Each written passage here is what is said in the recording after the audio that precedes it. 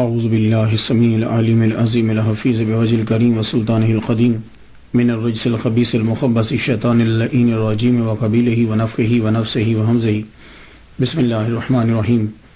تمام نبیوں کے سردار حضرت محمد صلی اللہ علیہ وآلہ وسلم اور تمام مذاہب کے سردار دین اسلام کے پیروکار، السلام علیکم طبتم رحمت اور برکت۔ و سلام حضور صلی اللہ علیہ وآلہ وسلم کی ذات پر اور دنیا کے عظیم ماں باپ حضور صلی اللہ علیہ وسلم کے ماں باپ حضرت آمینہ، حضرت عبداللہ۔ بڑے عرصے کے بعد آپ سے پھر سامنا ہو رہا ہے۔ اصل میں جس ہستی پہ گفتگو کرنا چاہتا تھا اپنے آپ کو اس قابل ہی نہیں سمجھ پا رہا تھا، اتنی عظیم ہستی، لیکن پھر سمجھا کہ چلو جو کچھ میرے پاس ہے میں ان کی بارگاہ میں لے کے حاضر ہو جاتا ہوں۔ آج 32ویں مرحلے میں گفتگو داخل ہوئی۔ چونکہ میں نے امام احمد بن حنبل رحمۃ اللہ علیہ پہ گفتگو کی تھی اس سے پہلے، تو امام احمد بن حنبل جو مشہور ہوئے، میں کہتا ہوں کہ ان میں ایک عبد القادر جیلانی رحمۃ اللہ علیہ کی ہستی بھی سبب ہے۔ غوث اعظم جنہیں الغوث الاعظم جنہیں کہا جاتا ہے، قندیل نورانی، شہباز لامکانی، قندیل نورانی، الشیخ سید عبد القادر گیلانی الحسنی والحسینی رحمۃ اللہ علیہ الحنبلی۔ ان گفتگو آگے بڑھانے سے پہلے وہ جو ہمارا طریقہ ہے، ذرا نام پہ گفتگو ہو جائے۔ آپ کا جو نام بولا جاتا ہے، ویسے تو 99 نام ہیں آپ کے، صفاتی نام جو ہیں وہ بولے گئے، عقیدت ہے۔ ویسے جو لکھا جاتا ہے سید محی الدین عبد القادر گیلانی حنبلی اشعری الحسنی والحسینی رحمۃ اللہ علیہ۔ یہ وہ چیزیں جو ضروری آپ کے اس میں گرامی کے اندر آتی ہیں۔ سب سے پہلے سید ہے، یہ ہمارے معاشرے کے اندر اس کو سید بولا جاتا ہے۔ دیکھیے میں آپ لوگوں کی غلط نہیں نکالتا، لیکن بتلا دیتا ہوں کہ یہ کچھ ایسا بھی ہے۔ میں خود ہمارے جو معاشرے کے اندر جو لفظ بولا جاتا ہے ہم وہ اسے ہی اڈاپٹ کر لیتے ہیں۔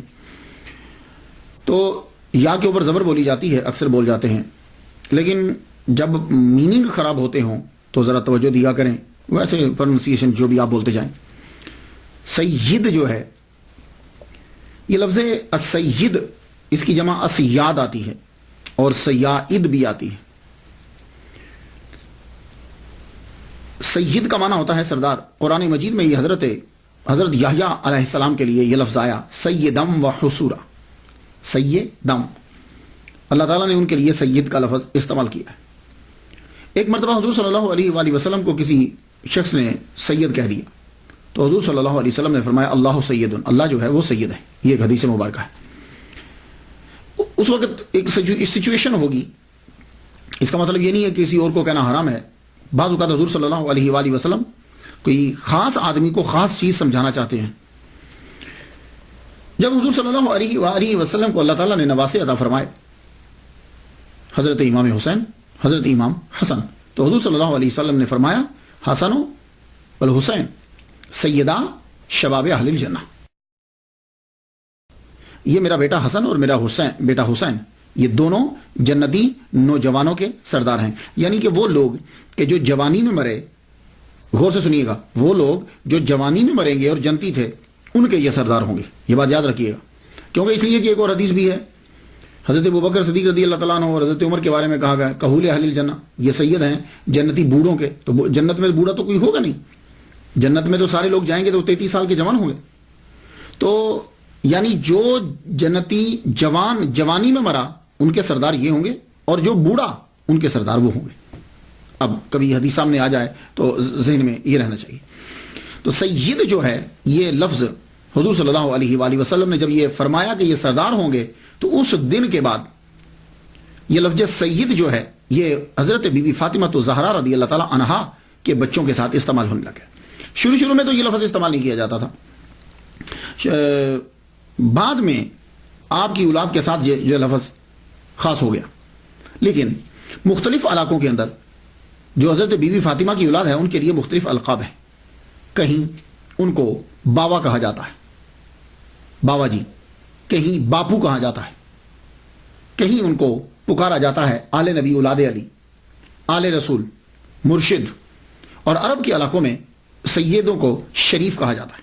یہ جو اسیاد ہیں، سیاد ہیں، یہ انہیں شریف کہا جاتا ہے. تو عرب میں شریف امام حسن کی اولاد کو اور سید امام حسین کی اولاد کو یہ بھی کہتے ہیں مصر کی سائڈ میں. خیر بہرحال شریف جو ہے وہ ان کے لیے لفظ جو ہے وہ استعمال کیا جاتا ہے. ویسے ایک لفظ سید بھی ہے اور سید و نا بھی ہے. ویسے تو کوئی فرق نہیں ہے، لیکن نام کے ساتھ اگر سید لکھا ہو تو 99% اس سے مراد یہ ہوتا ہے کہ ان کی کاسٹ جو ہے وہ سید ہے، اور اگر سید و نا لکھا ہو تو پھر دونوں احتمال ہوتے ہیں. یہ بھی احتمال ہوتا ہے کہ وہ حضرت بی بی فاطمہ کی اولاد میں سے، اور یہ بھی احتمال ہوتا ہے کہ مریدین نے اپنے مرشد کو جو ہے وہ پکارا سیدنا کر کے، جیسے ہم تمام انبیاء کے ساتھ سیدنا. یا حضرت عمر رضی اللہ تعالیٰ عنہ جب حضرت بلال حبشی رضی اللہ تعالیٰ عنہ کو پکارتے تھے تو کہتے تھے سیدنا. تو سید اور سیدنا. ویسے تو آج کل عرب میں اگر آپ چلے جائیں تو جب لیٹر لکھتے ہیں، خط لکھتے ہیں، تو خط لکھتے ہوئے وہ سیدی لکھ دیتے ہیں شروع میں. جیسے جناب ہوتا ہے نا، عزت ماب جناب، تو سیدی لکھ دیا جاتا ہے. حضرت الغوث الاعظم جو ہیں، ان کے ساتھ جب سید آیا تو دونوں طرح سے ہوا. پیر و مرشد بھی ہے، سید و نا بھی، سید اولاد فاطمہ سے، حضرت بی بی فاطمہ کی اولاد بھی، اور ویسے بھی ہمارے سردار ہیں. اب ان کے نام کے اندر ایک اور آتا ہے گیلانی. گیلانی، اس پہ ذرا تھوڑی سی گفتگو ہو جائے. بہت سے لوگوں نے اس پہ گفتگو کی ہے، آپ میری تحقیق جو ہے وہ سماعت کیجئے. حاضر رحمت من ربی. آپ گیلان شہر کے اندر ہی پیدا ہوئے ہیں، یہ یاد رکھیے گا. گیلان، اس کا نام ہی گیلان ہے. تو آپ گیلان شہر کے اندر ہی پیدا ہوئے، اس لیے آپ کو گیلانی کہتے ہیں. اور کچھ لوگ آپ کو جیلانی کہتے ہیں جی آپ جیلان کے اندر پیدا ہوئے. لیکن یہ بات ہوتا ہے کہ جیلان اور گیلان دونوں ایران کے ہی شہر ہیں. یہاں دونوں، جیلان بھی اور گیلان بھی، اور اب بھی ایران کے اندر یہ موجود ہیں. مگر فرق یہ ہے، کچھ لوگوں نے یہ کہا کہ جی اصل میں تو یہ گیلان تھا، تو عربی میں چونکہ گاف نہیں ہوتی تو اس لیے انہوں نے اس کو جیلان کہہ دیا. نہیں، جیلان اصل میں یہ گیلان ہی ہے، اصل میں گیلان ہے اور جیلان دونوں ہیں. تو جیلان گیلان، گیلان جیلان نہیں، ایسا نہیں، دونوں قصبے ہیں. لیکن دونوں میں فرق یہ ہے کہ جیلان جو ہے یہ قصبہ ہے اور گیلان جو ہے یہ صوبہ ہے. تو جیلان جو ہے یہ قصبہ ہے کلاتائے ہائے غربی رورل ڈسٹرکٹ کا. اب رورل ڈسٹرکٹ جو ہے اس کے اندر 4 قصبے آتے ہیں، یہ یاد رکھیے گا. تو 4 قصبوں میں سے کلاتائے ہائے غربی، اس کے 4 قصبوں میں سے ایک قصبہ جو ہے وہ جیلان ہے. اب یہ جو قصبہ ہے یہ ضلع بستام میں ہے، اور ضلع بستام صوبہ سمنان میں، اور صوبہ سمنان ملک کے ایران میں. ایک چھوٹا سا ایک قصبہ ہے، اور 2013 کے مطابق یہ جیلان قصبے کی آبادی جو ہے وہ تقریباً 800 ہے. 800 ہے. تو اب یہ پہلے سمجھ لیجئے کہ جیلان بھی ایک قصبہ ہے، لیکن یہ ایک قصبہ ہے. رورل ڈسٹرکٹ کے اندر 4 قصبے ہوتے ہیں اور ان میں ایک قصبہ یہ جیلان ہے. اب آ جائیے گیلان. تو گیلان جو ہے یہ جدید ایران کے اندر یہ ایک صوبہ ہے، 31واں صوبہ ہے گیلان، اور یہاں کی بنی ہوئی اشیاء بہت مشہور ہیں. اور گیلان کا جو صوبہ ہے یہ ایران کی جنت کہلاتا ہے، یہ یاد رکھیے گا. جیسے ہمارے ہاں کشمیر ہے، کاغان ہے، چترال ہے، یا سوئٹزرلینڈ یورپ کے اندر ہے. تو ایران کے اندر جو گیلان ہے یہ ایران کی جنت کہلاتا ہے. کیوں؟ باغات ہیں، دریا ہیں، سبزہ ہی سبزہ ہے. اب اور یہاں کے جو اصلی لوگ ہیں وہ خود کو گیلکی کہلواتے ہیں. گیلان کے جو پرانے لوگ ہیں، جو اصلی باشندے ہیں، اور وہ اپنی لینگویج کو بھی، جو اصل میں پرشین کی، فارسی ہی کی ایک قسم ہے، ایک لائن ہے، وہ اپنی لینگویج کو گیلکی لینگویج کہتے ہیں، جبکہ ہے وہ پرشین.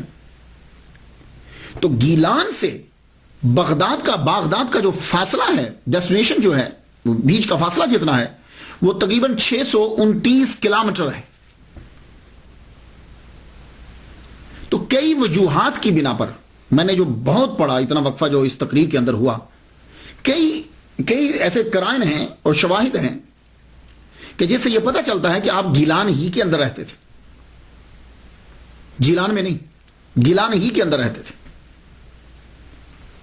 تو اب یہ گیلان جو ہے، اسی کو جب لکھا گیا عربی کے اندر، کیونکہ تب تو آپ کی پرانی جتنی کتابیں ہیں وہ ساری عربی میں ہیں، تو عربی میں گاف نہیں ہوتا، تو اس کو گاف کو جیم کر دیا گیا۔ لیکن فارسی میں اور اردو کے اندر وہاں گاف ہوتا ہے، گاف لکھا جاتا ہے، تو اس لیے ایسا ہو سکتا ہے، لیکن گیلان ہی ہے۔ اب وہ گیلان کس طرح ہے، میں چند چیزیں آپ کے سامنے پیش کرتا ہوں۔ پہلی بات تو یہ ہے کہ آپ کے والد گرامی نے بہتا ہوا ایک سیب جو ہے وہ کھایا، رائٹ، دریا سے اٹھایا، اور آپ وہیں رہنے لگ گئے، اور یہ جو باغات ہیں اور دریا ہیں یہ گیلان کے اندر ہیں۔ دوسری، اکثر کتابیں جب آپ پڑھتے ہیں جی، انہوں نے 400 مائل کا سفر طے کیا اور وہ بغداد پڑھنے کے لیے پہنچے، تو یہ 400 مائل جو بنتا ہے، یہ 400 مائل جو ہے یہ گیلان ہی سے بغداد بنتا ہے، اور 629 کلومیٹر اور 400 کے قریب مائل جو بن جاتا ہے۔ اور تیسری بات کہ آپ نے یہ پڑھا کہ حضرت عبداللہ سومعی رحمۃ اللہ علیہ جو الغوث الاعظم کے نانا ہیں، ان کے باغات تھے، تو یہ باغات گیلان کے اندر ہی ہے۔ چوتھی بات، کیسپین سی کا اکثر حوالہ آپ پڑھیں گے جب بھی الغوث الاعظم عبد القادر گیلانی رحمۃ اللہ علیہ کی سیرت پڑھی جاتی، کیسپین سی کا ذکر ضرور آتا ہے۔ یہ کیسپین سی بھی گیلان میں ہے۔ پھر اس کے بعد جب بھی آپ پڑھیں گے تو جودی پہاڑ کا ذکر پڑھتے ہیں، کوہ جودی، جہاں حضرت نوح علیہ السلام کی کشتی لگی تھی، تو وہ جودی پہاڑ بھی جو ہے وہ کیسپین سی گیلان کے پاس ہی ہے۔ اور پھر آپ نے ان کی سیرت میں یہ پڑھا کہ ایک بڑا سرسبز و شاداب علاقہ جو ہے وہ آپ نے لیا، وہ بھی گیلان ہی میں آپ نے لیا، اور یہی جو ہے وہ آپ کے آباء و اجداد کی جو ہے وہ قبر بھی۔ اور خواجہ معین الدین اجمیری چشتی رحمۃ اللہ علیہ نے اپنے خود سے اپنے پیسے دے کر وہاں ایک کمرہ بنوایا، اور 57 دن اس حجرے میں آپ ان کے ساتھ رہے۔ اور ایک اور دلیل سنیے، آپ جب حضرت عبد القادر گیلانی رحمۃ اللہ علیہ کا نام پڑھیں گے تو آپ کو پرانی جو بڑی تحقیق کی کتابیں، چھوٹی کتابوں کا بات نہیں کر، بڑی عملی ملے گا۔ عبد القادر گیلانی عملی، یہ عملی کیا ہے؟ یہ بھی اصل میں ایک قصبہ ہے، شہر ہے، اور آپ جانتے ہیں کہ یہ کہاں ہے؟ یہ ہراز دریا کے کنارے پر واقع ہے، اور یہ بھی گیلان کے پاس ہے، اور اس دریا ہی کے گرد درخت بھی ہیں اور باغات بھی۔ تو یہ تھی جو تحقیق، اتنے دن لگے۔ تو اصل میں آپ رہتے ہیں، آپ کا گھر اور نانا یہ سب ہراز دریا کے کنارے پر ہی، اور یہ گیلان میں ہے، کیسپین سی وہیں ہے، کوہ جودی وہیں ہے، تو یہ اصل میں آپ گیلانی ہیں، اور وہیں سے 400 مائل کا سفر بنتا ہے۔ اب آ جائیے حنبلی۔ حضرت عبد القادر گیلانی رحمۃ اللہ علیہ کے ساتھ حنبلی آتا ہے۔ یہ حنبلی کیا ہے؟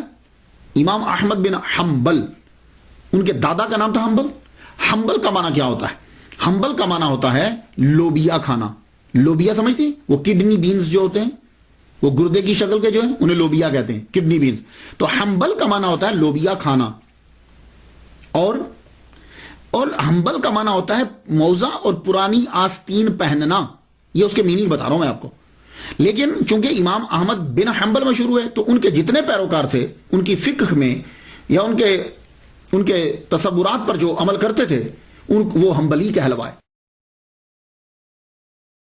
تو الغوث الاعظم عبد القادر گیلانی رحمۃ اللہ علیہ حنبلی اس لیے کہلوائے کہ آپ امام احمد بن حنبل رحمۃ اللہ علیہ کے پیروکار تھے فقہ کے اندر۔ یہ بات آپ یاد رکھیے گا۔ اور امام احمد بن حنبل کے آپ پیروکار کیوں ہوئے؟ یہ ایک بڑا کوشچن ہے۔ عبد القادر گیلانی رحمۃ اللہ رفع یدان کرتے تھے، یہ بات یاد رکھیے گا، آپ حنفی نہیں ہیں۔ تو آپ حنبلی کیوں رہے؟ اس کی ایک وجہ تو یہ ہے کہ آپ المدرسۃ النظامیہ میں پڑھتے رہے۔ المدرسۃ النظامیہ کے اندر حنابلہ اور شوافع اور اشعری، ان کا فلسفہ پڑھایا جاتا تھا، دونوں کی فقہ پڑھائی جاتی تھی، ایک بات۔ دوسری بات یہ ہے کہ آپ کے جو پیر و مرشد اور آپ کے جو استاد ہیں ابو سعید مبارک مخرمی، جس کو مخزومی پڑھتے ہیں، وہ مخزومی لفظ نہیں ہے، مخرمی رحمت اللہ علیہ جو ہے وہ بھی حنبلی ہیں. تو آپ کے پیر و مرشد بھی حنبلی ہیں، استاد بھی حنبلی ہیں، اور مدرسۃ النظامیہ میں جتنے زیادہ تر استاد جو ہے وہ حنابلہ تھے. اب آپ سمجھ گئے ہوں گے. اور ایک وجہ اور سن لیجیے، ابو العباس احمد بن محمد بن ابی الغنائم محمد ازہری حسینی رحمۃ اللہ علیہ اپنے والد شیخ محمود گیلانی سے انہوں نے شیخ علی بن حیتی سے سنا کہ ایک روز میں شیخ عبد القادر گیلانی رحمۃ اللہ علیہ کے ساتھ حضرت امام احمد بن محمد بن حنبل رحمۃ اللہ علیہ کی قبر پر گیا. تو میں کیا دیکھتا ہوں کہ جو ہی عبد القادر گیلانی رحمۃ اللہ علیہ امام احمد بن حنبل رحمۃ اللہ علیہ کی قبر انور پر پہنچے تو آپ اپنی قبر سے باہر نکل آئے. اللہ اکبر جل شان. آپ اپنی قبر مبارک سے باہر نکل آئے اور شیخ عبد القادر گیلانی رحمۃ اللہ علیہ کو اپنے سینے سے لگایا اور خلعت عطا فرمائی. اب آپ سمجھ گئے. اس وجہ سے آپ جو ہیں وہ حنبلی آپ کے نام کے ساتھ لگتا ہے. اور الحسنی والحسینی، حسنی اور حسینی بھی کہتے ہیں. اس کی وجہ آپ کی والدہ ام الخیر فاطمہ بنت عبداللہ سمعی امام حسین رضی اللہ تعالیٰ عنہ کی اولاد سے آپ کی والدہ جو ہے، اور اس لیے آپ کو حسینی کہا جاتا ہے. اور آپ کے والد گرامی سید صالح امام حسن کی اولاد سے تھے، اس لیے آپ کو حسنی کہا جاتا ہے. اور آپ نجیب الطرفین سید ہیں. اللہ اکبر. اللہم صلی علی سیدنا محمد و ابوی محمد و آل محمد و اصحاب محمد وبارک وسلم. کتنی بات ہے کہ نجیب الطرفین، سید تو ویسے ہی وراء الورا ہے، لیکن نجیب الطرفین اور الغوث الاعظم آپ کے نام کے ساتھ. یہ الغوث الاعظم تو اتنا مشہور ہو گیا ہے کہ اگر آپ صرف بول دو الغوث الاعظم تو فوراً سمجھ میں آتا ہے کہ عبد القادر گیلانی رحمۃ اللہ علیہ کا ذکر ہو رہا ہے. یہ الغوث الاعظم جو ہے یہ ٹائٹل آپ کا بن گیا. لیکن میں یہاں عرض کرتا جاؤں، ہو سکتا ہے کہ میرے کچھ دوست، میرے سننے والے جو ہیں وہ یہ کہیں، میرے کچھ دوست اب آپ جب الغوث الاعظم کو سنیں کہیں یا کسی بندے کے پاس بیٹھیں تو وہ پریشان ہو جائیں اور کہیں کہ یار نہیں یہ تو شرک ہے. تو میں عرض یہ کرنا چاہوں گا، اگر آپ قرآن مجید کی اسٹڈی کریں، قرآن مجید کو پڑھیں، تو بہت سے الفاظ ایسے ہیں کہ اللہ تعالیٰ نے وہ اپنے لیے بھی استعمال کیے ہیں اور اپنے بندوں کے لیے بھی وہ استعمال کیے. یہ اگر فلسفہ آپ کی سمجھ میں آ جائے تو پھر یہ الغوث الاعظم، مشکل کشا، یہ الفاظ جو ہیں وہ آپ کو ڈسٹرب نہیں کریں گے. بس پہلے آپ نے یہ سمجھنا ہے کہ کیا اللہ تعالیٰ نے وہ الفاظ کے جو اپنے لیے خاص کیے تھے، کیا وہ اس نے وہ بندوں پر استعمال کیے ہیں کہ نہیں کیے. یہ اگر آپ قرآن مجید سے پڑھ لیں تو آپ پر جو ہے یہ حقیقت واضح ہو جائے گی. یہ مسئلہ آپ کو کبھی ڈسٹرب نہیں کرے گا. قرآن مجید کے اندر بہت سے ایسے الفاظ ہیں کہ جو اللہ کے لیے ہیں لیکن وہ بندوں کے لیے استعمال ہوئے ہیں. سب سے پہلا لفظ جب آپ نے سورہ فاتحہ پڑھی تو الحمدللہ رب العالمین ہے. یہ لفظ رب ہے نا جو یہ اللہ نے اپنے لیے استعمال کیا قرآن مجید کے اندر. جتنے انبیاء کرام ہیں جب بھی انہوں نے دعا مانگی انہوں نے ربنا کہہ کے دعا مانگی. اس لیے کہا جاتا ہے کہ جب بھی دعا مانگو ربنا کہہ کے دعا مانگو، کیونکہ جب ربنا سے دعا مانگتے ہو اللہ تعالیٰ خوش ہوتا ہے اور اللہ دعا قبول کرتا ہے. ربنا آتنا فی الدنیا. تو یہ رب جو ہے یہ لفظ خاص ہے، لیکن سورہ یوسف پڑھتے ہوئے آپ کو یہ ملے گا کہ یہی لفظ رب تعالیٰ کا رب جو ہے حضرت یوسف علیہ السلام نے وہ جو شراب پلانے والا تھا اس کے بادشاہ کے لیے استعمال کیا. چاہیے سورہ یوسف پڑھ لیجئے. وَيَسْقِي رَبَّهُ خَمْرًا، وہ اپنے رب کو شراب پلائے گا. یہ میں قرآن سے پڑھ رہا ہوں، میں حدیث نہیں پڑھ رہا. تو یوسف علیہ السلام نے لفظ رب کو کس کے لیے استعمال کیا؟ وہ جو شراب پلانے والا ساقی ہے اس کے بادشاہ کے لیے استعمال کیا. تو رب اس کے لیے بھی ہے اور ابھی بھی قرآن میں موجود ہے. یہ نہیں کہ اس کو کاٹا گیا ہے. رب العالمین بھی موجود ہے اور وَيَسْقِي رَبَّهُ دونوں کے دونوں موجود ہیں. تو اب وہ رب دونوں جگہ استعمال ہوا. اسی طرح آپ کیا ہیں، میں آپ سے پوچھوں آپ کیا ہیں تو آپ کہیں گے میں مومن ہوں. تو یہ لفظ مومن اللہ تعالیٰ نے اپنے لیے بھی استعمال کیا ہے اور قرآن مجید میں آپ دیکھ لیجئے سورہ حشر میں جائیے، الملک القدوس السلام المومن، اللہ مومن ہے. تو پھر آپ کیا ہوئے؟ اسی طرح اللہ تعالیٰ نے لفظ حفیظ استعمال کیا اپنے لیے. تو وہی حفیظ یوسف علیہ السلام اپنے لیے استعمال کر رہے ہیں اور قرآن میں ایز اٹ از موجود ہے. انی حفیظ علیم، حفیظ بھی اور علیم بھی دونوں الفاظ اللہ کے لیے قرآن میں استعمال ہوئے اور دونوں یہاں استعمال ہو رہے ہیں. اور اسی طرح رحیم کا لفظ اللہ تعالیٰ نے پورے قرآن مجید میں کسی بندے کے لیے استعمال نہیں کیا سوائے محمد مصطفیٰ صلی اللہ علیہ وسلم کے. اپنے لیے استعمال کیا اور ایک مرتبہ پورے قرآن میں کہا بالمؤمنین رؤوف رحیم. رعوف اللہ کے ساتھ آتا ہے، لیکن اس نے بندے کے لیے بھی استعمال کیا، حضور پاک کے لیے، اور رحیم بھی استعمال کیا۔ اسی طرح ولی کا لفظ جو ہے وہ اس نے اپنے لیے بھی استعمال کیا اور دوسروں کے لیے بھی استعمال کیا۔ تو یہ دیکھیے، ویسے اگلے کو مارنا ہو تو جو مرضی یک طرفہ ڈال دیا جائے، لیکن حقیقت یہ ہے کہ بہت سے الفاظ ایسے ہیں کہ اللہ نے اپنے لیے بھی استعمال کیے اور بندوں کے لیے بھی استعمال کیے۔ اب یہاں آپ فرق کیسے کریں گے؟ کیا آپ مشرک قرار دے دیں گے اس بندے کو؟ نہیں، تو پھر آپ فرق کریں گے کہ اللہ کے لیے وہ لفظ جو استعمال ہوتا ہے وہ حقیقی معنی میں استعمال ہوتا ہے، اور بندے کے لیے جو وہ لفظ استعمال ہوتا ہے وہ ایک خاص وقت، خاص شے اور مجازی طور پر استعمال ہوتا ہے، یعنی قیود کے ساتھ استعمال ہوتا ہے۔ تو اللہ کے لیے وہ لفظ قیود کے ساتھ استعمال نہیں ہوتا۔ اب فرق واضح ہو گیا حقیقت اور مجاز کا۔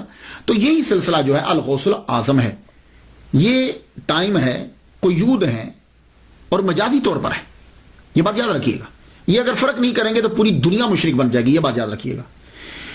اب اگر الغوث الاعظم کہنے سے آدمی مشرک ہوتا ہے تو پھر حضرت ابو بکر صدیق کے ساتھ صدیق اکبر لگتا ہے، پھر آدمی صدیق اکبر کہنے سے بھی مشرک ہوگا۔ کیوں؟ اس لیے کہ قرآن مجید کے اندر اللہ تعالیٰ نے یہ کہا ہے وَمَنْ أَصْدَقُ مِنَ اللَّهِ، اللہ سے بڑھ کر کون سچا ہے؟ ٹھیک ہے، تو آپ کہہ رہے ہیں کہ ابو بکر صدیق اکبر، وہ صدیق اکبر ہیں، تو اللہ تو سب سے سچا ہے، اللہ تعالیٰ سے تو سچا کوئی نہیں، تو پھر صدیق اکبر انہیں کیوں کہا گیا؟ پھر اسی طریقے سے فرق کرنے والا تو اللہ تعالیٰ ہے حق و باطل کے درمیان، تو حضرت عمر فاروق رضی اللہ تعالیٰ عنہ کو فاروق کیوں کہتے ہیں؟ یہ بھی شرک ہوگا۔ اسی طرح اللہ قرآن میں کہتا ہے کہ ان اللہ غنی وانتم الفقراء، اللہ غنی ہے اور تم فقیر ہو، تو آپ پھر لوگ سب عثمان غنی عثمان غنی کیوں کہتے ہیں؟ اسی طرح قرآن مجید کے اندر آتا ہے وَهُوَ الْعَلِيُّ الْعَظِيمُ، وہ علی ہے، اللہ علی ہے، تو آپ حضرت علی کو علی کیوں کہتے ہیں؟ تو یہ دیکھیے، وہ جو بزرگان دین تھے نا، ان کے سامنے سب چیزیں ہوتی تھی، وہ پھر ایک نتیجہ نکالتے تھے جہاں سے کہیں سے اعتراض نہیں آتا۔ ہم کیا کرتے ہیں؟ ہم اگلے آدمی کو مارنے کے لیے ایک چیز لے لیتے ہیں، باقی ساری چیزوں کو بند کر دیتے ہیں۔ تو الغوث الاعظم جو کہا جاتا ہے یہ مجازی طور پر ہے، اور یہ قیود ہوتی ہیں۔ ہاں اللہ تعالیٰ فریاد رس ہے، اللہ فریاد، لیکن اس جیسا اس میں وہاں قید کوئی نہیں، اور وہ ذاتی طور پر ہے یہ بات۔ یا باقی ہر چیز، ہر لفظ جو ہے وہ جو استعمال ہوا وہ مجازی طور پر استعمال ہوتا ہے۔ تو اب پھر دیکھتے ہیں ہم کہ اللہ کا یہ ولی دنیا میں جب آیا، ظہور کیا، تو کیا تاریخ تھی؟ تاریخ کا کوئی خاص فائدہ تو کوئی نہیں ہوتا، یہ بات یاد رکھیے۔ اکثر تواریخ کے اندر لڑائی جھگڑا ہی ہوتا ہے، لیکن اس سے ذرا یہ آئیڈیا ہو جاتا ہے کہ یہ جب تشریف لائے تو اس وقت جو ہے ماحول کیا تھا، یہ ذرا آئیڈیا ہو جاتا ہے، اور آپ نے کتنے کٹھن مراحل کے اندر جو ہے وہ اس کی تبلیغ کی ہے، اور کتنا عرصہ گزر گیا اس چیز کو۔ یہ کچھ ہوتا ہے، ویسے تو قرآن مجید اسی لیے سنوں پہ گفتگو نہیں کرتا، یہ بات یاد رکھیے گا۔ تو عبد القادر گیلانی رحمۃ اللہ علیہ کے بھی تواریخ تین بیان کی جاتی، 470، 471، 491، لیکن 491 والے نے تو ویسے ہی بہت ہی زور لگا دیا۔ اب یہ کوئی ضروری نہیں ہوتا کہ ایک آدمی ڈاکٹر ہے، ریسرچر ہے، ہو سکتا ہے اس کی کوئی پرابلم ہو۔ 470 اور 471 اس کے اوپر اکثریت جمع ہے، اور دلائل بھی اسی کے اوپر ہی ہیں کہ آپ 470 ہی میں آپ کی ولادت مبارک ہوئی۔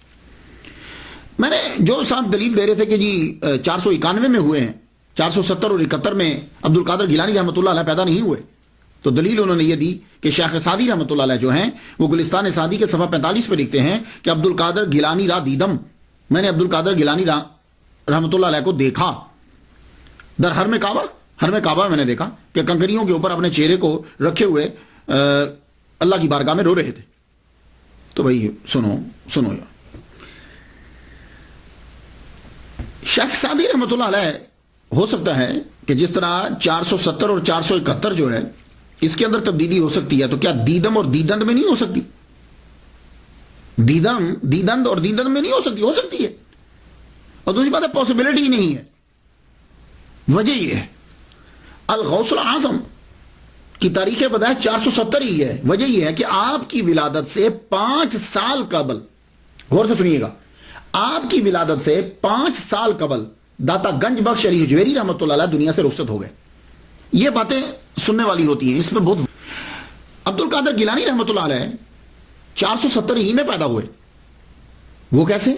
کہ آپ کی ولادت سے 5 سال قبل جو ہیں وہ داتا گنج بخش علی حجویری رحمۃ اللہ علیہ دنیا سے رخصت ہو گئے، اور یہ تبھی ہو سکتا ہے۔ اور اب عبد القادر داتا گنج بخش علی حجویری رحمۃ اللہ علیہ جو ہے ان کا وصال 465 ہجری میں ہوا ہے. تو یہ 5 سال تبھی بن سکتے ہیں جب عبد القادر گیلانی رحمۃ اللہ علیہ 470 میں پیدا ہو. سن لیا آپ نے؟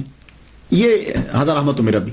میں نے اس پہ بہت ریسرچ کی کیونکہ ایک بہت بڑے ڈاکٹر صاحب تو انہوں نے اتنی موٹی کتاب لکھ دی کہ نہیں 491 میں ہوئے. 470 ہی ہے. اور 5 سال کے بعد آپ جو ہیں وہ پیدا ہوئے ان کی رخصت سے, اور وہ 465 میں ہے, تو یہ 470 تک بنے گا. خاندان جو ہے عبد القادر گیلانی رحمۃ اللہ علیہ کا خاندان عظیم خاندان, سادات کا خاندان. اللہ اکبر, اس خاندان کو سلام. نجیب الطرفین سید, اور کردار کی کمال تک پہنچے ہوئے. ماں, باپ, بھائی, نانا, اللہ اکبر جل شانہ. الغوث العظم کا نانا سید عبداللہ سومئی رحمۃ اللہ علیہ حسینی سید, اور آپ کے والد گرامی سید ابو صالح موسیٰ رحمۃ اللہ علیہ یہ حسنی سید ہے. ان کی شادی کا واقعہ بھی بڑا عجیب ہے. حضرت سید ابو صالح موسیٰ رحمۃ اللہ علیہ آپ گیلان میں رہتے تھے, اور گیلان میں سبزہ ہی سبزہ ہے, باغات ہیں, دریا, پہاڑ, بہت خوبصورت منظر ہے, کبھی آپ جائیے. تو اب ایسے علاقے کے اندر ایک ینگ آدمی کو کیسے بچنا ہے, تو اس کے لیے بہترین طریقہ یہ ہے کہ وہ روزے رکھے. اس لیے جوان آدمی کے لیے روزے رکھنے کا کہا گیا. اور آپ نے کبھی غور کیا 13 14 15 13 14 15 چاند کی روزے رکھنے کو حضور نے بولا, کیوں؟ چاند عروج پہ ہوتا ہے, اور جب چاند عروج پہ ہوتا ہے تو پھر پانی جو ہے وہ اچھلتا ہے. کبھی آپ جائیے سمندر پہ دیکھیے, اس کی وجہ سے انسان کے اندر کا بھی جو ہے وہ بھی جوش مارتا ہے. تو ان دنوں میں روزہ رکھنے کو کہا گیا. اور آپ نے دیکھا کہ جتنے بڑے بڑے ہوٹل ہیں مہنگے, جو بڑی بڑی یہ عمارتیں بنتی ہیں, وہ سمندر کے کنارے پہ بناتے ہیں. ایک ویو آتا ہے, وہاں لوگ عیاشی کے لیے جاتے ہیں. تو جہاں سبزہ ہوگا, دریا ہوں گے, پانی ہوگا, تو وہاں کنٹرول کیسے کرے آدمی اپنے اوپر؟ تو بہترین طریقہ روزہ ہے. تو حضرت سید ابو صالح موسیٰ جوانی میں روزے رکھ رہے ہیں. تو روزہ رکھتے ہوئے آپ چل رہے ہیں ایک دریا کے ساتھ ساتھ. میری بڑی کوشش تھی بچپن سے میں تلاش کروں کہ یہ دریا کون سا ہے کہ جس دریا کے کنارے آپ چل رہے ہیں. تو جب میری ریسرچ یہ ہے کہ وہ دریا جو ہے وہ ہراز ریور ہے, یہ گیلان کے اندر ہے. اور اگر آپ اس دریا کو جا کر دیکھیں تو یہ دریا اب بھی گلیوں محلوں سے گزرتا ہوا نظر آتا ہے. اس کی مثال میں آپ کو دیتا ہوں. کوئی دریا جب پہاڑی رستوں سے نکل رہا ہو نا, تو تب جا کے دیکھیے گا اس کو. یا آپ کبھی کینیڈا آئے ہوں تو کینیڈا کا بھی دریا جو ہے نا وہ بھی اسی طرح سڑک کے ساتھ ساتھ گزرتا جاتا ہے. تو وہ بالکل شفاف پانی ہو جاتا ہے, اتنی گہرائی نہیں ہوتی, نالے کی طرح نکلتا جاتا ہے. تو یہ ہراز دریا بھی بالکل اسی طرح ہی ہے. تو ہراز دریا کے کناروں کے اوپر باغات ہیں, یہ بات یاد رکھیے گا. اور یوں نکلتا ہے, ایسا لگتا ہے جیسے گلیوں میں سے گزرا ہے. تو آپ اس کے بالکل کنارے پہ چل رہے ہیں تو ایک سیب بہتا ہوا آ گیا. اور یہ باغات, سیب کے باغات اور یہ سارے سرسبز و شاداب علاقہ گیلان کے اندر ہی, اور ہراز بھی ریور گیلان میں ہی ہے. تو وہاں سے جب سیب بہتا آ رہا تھا, آپ نے سیب اٹھا لیا. سیب اٹھا کے کہا چلو روزہ افطار کر لیں گے. روزہ تو افطار کر لیا. افطار کرتے ہی بعد میں خیال آیا, یہ کیا کر بیٹھا میں, اگر قیامت کے دن اس کے بارے میں پوچھ گچھ ہو گئی تو میں کہاں سے جواب دوں گا. اب سوچنے لگے کیا کروں. ایک دم خیال آیا کہ یہ ادھر سے آ رہا تھا, مخالف سمت میں چل پڑے. جدھر سے وہ آ رہا تھا سیب, تو اب جب وہ چل پڑے تو ایک جگہ پہ پہنچے. ابھی بھی آپ جا کے دیکھیں تو ہراز ریور کے گرد میں باغات اور شاخیں اور درخت آپ کو نظر آئیں گے.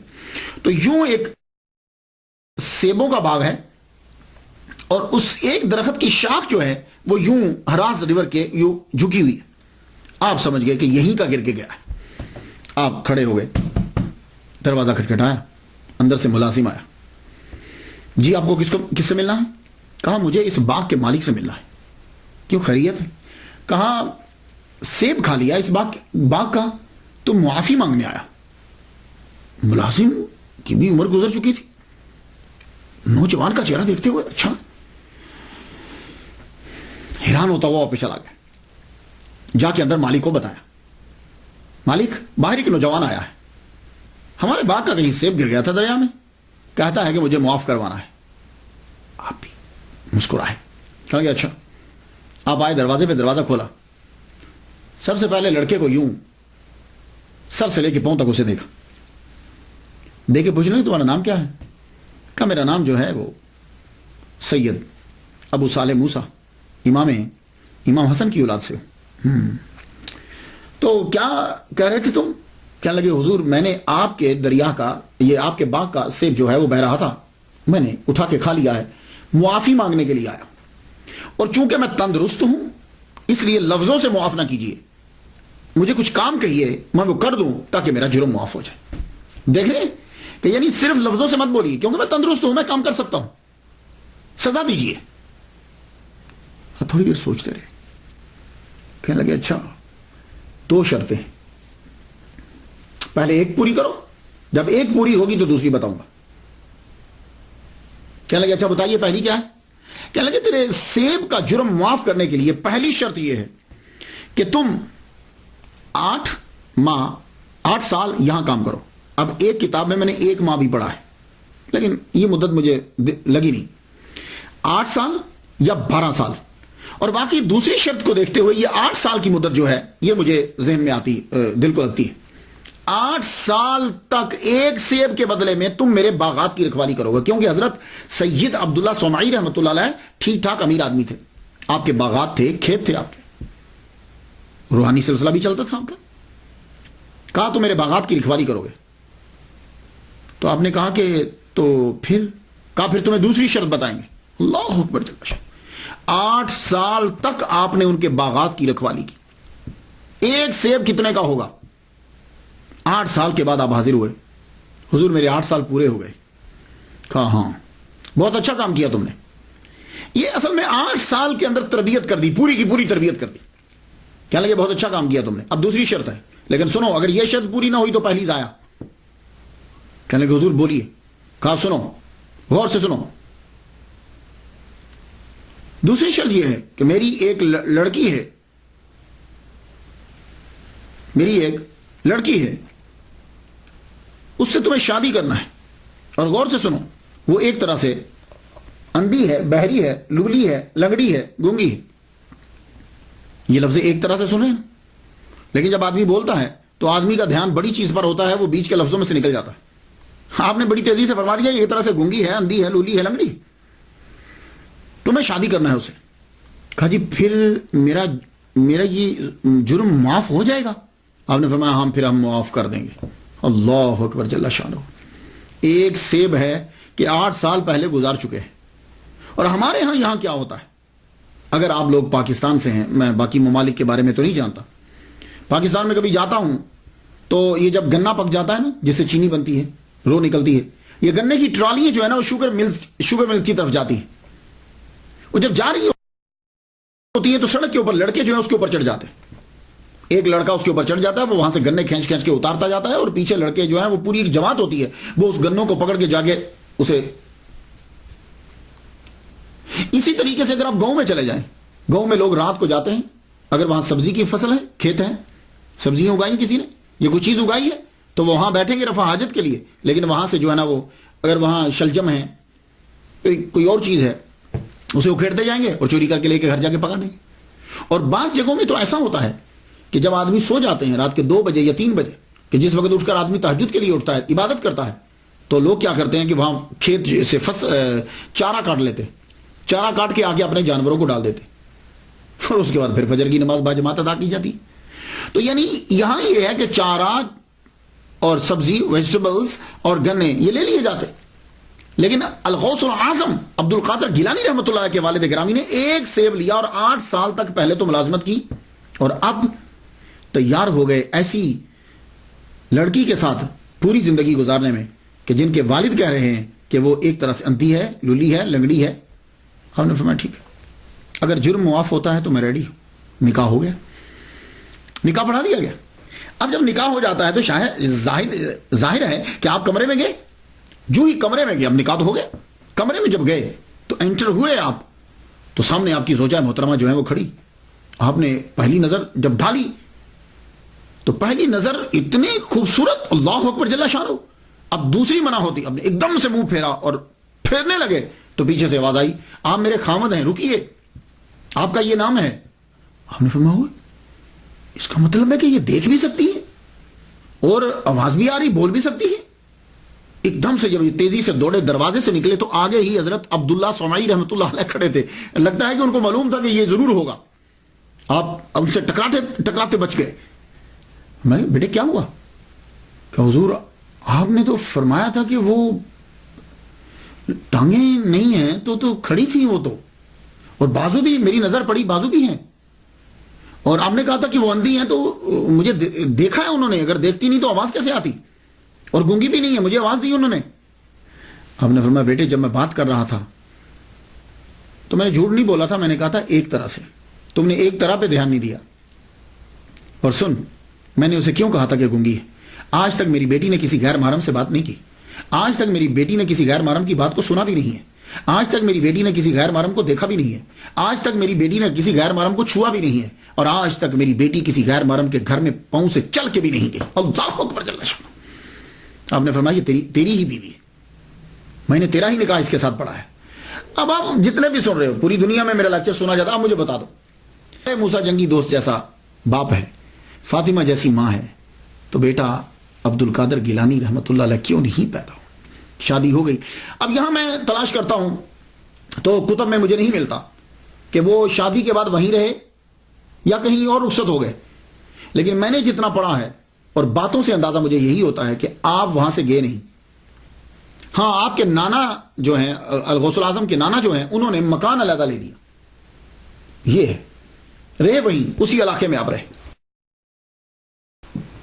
کیونکہ بعد کی جو چیزیں اس بات پر دال ہیں کہ آپ اپنے نانا، آپ وہی رہے، سسر کے پاس ہی رہے۔ 60 سال جب عمر ہو گئی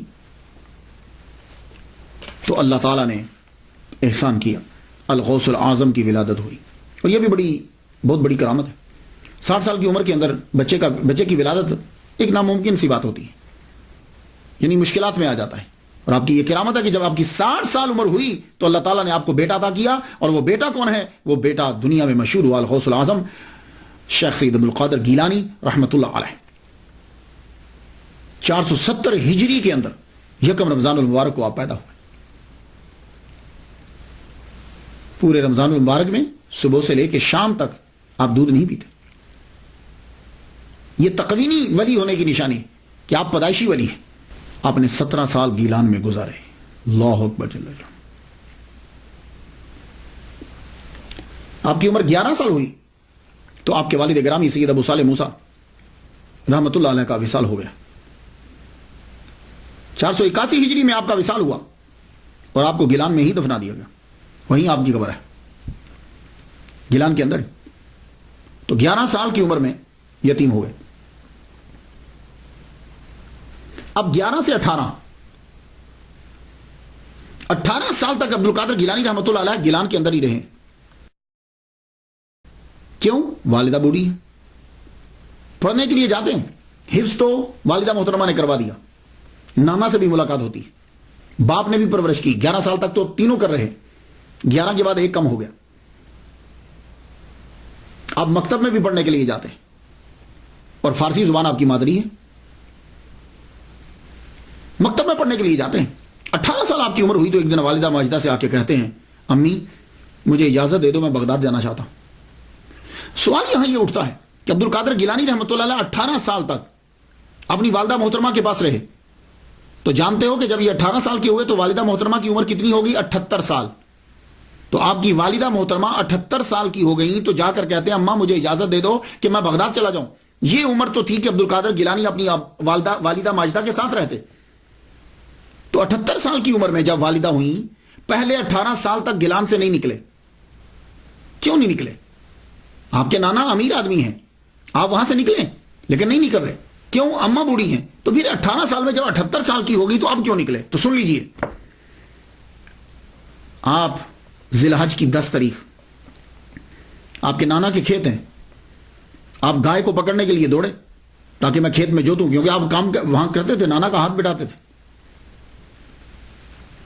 تو میں کھیت جوتنے کے لیے جب گائے کے پیچھے بھاگے تو گائے نے مڑ کے پیچھے یہ کہا، عبد القادر تجھے اس لیے پیدا نہیں کیا، اللہ نے تجھے اس لیے پیدا نہیں کیا۔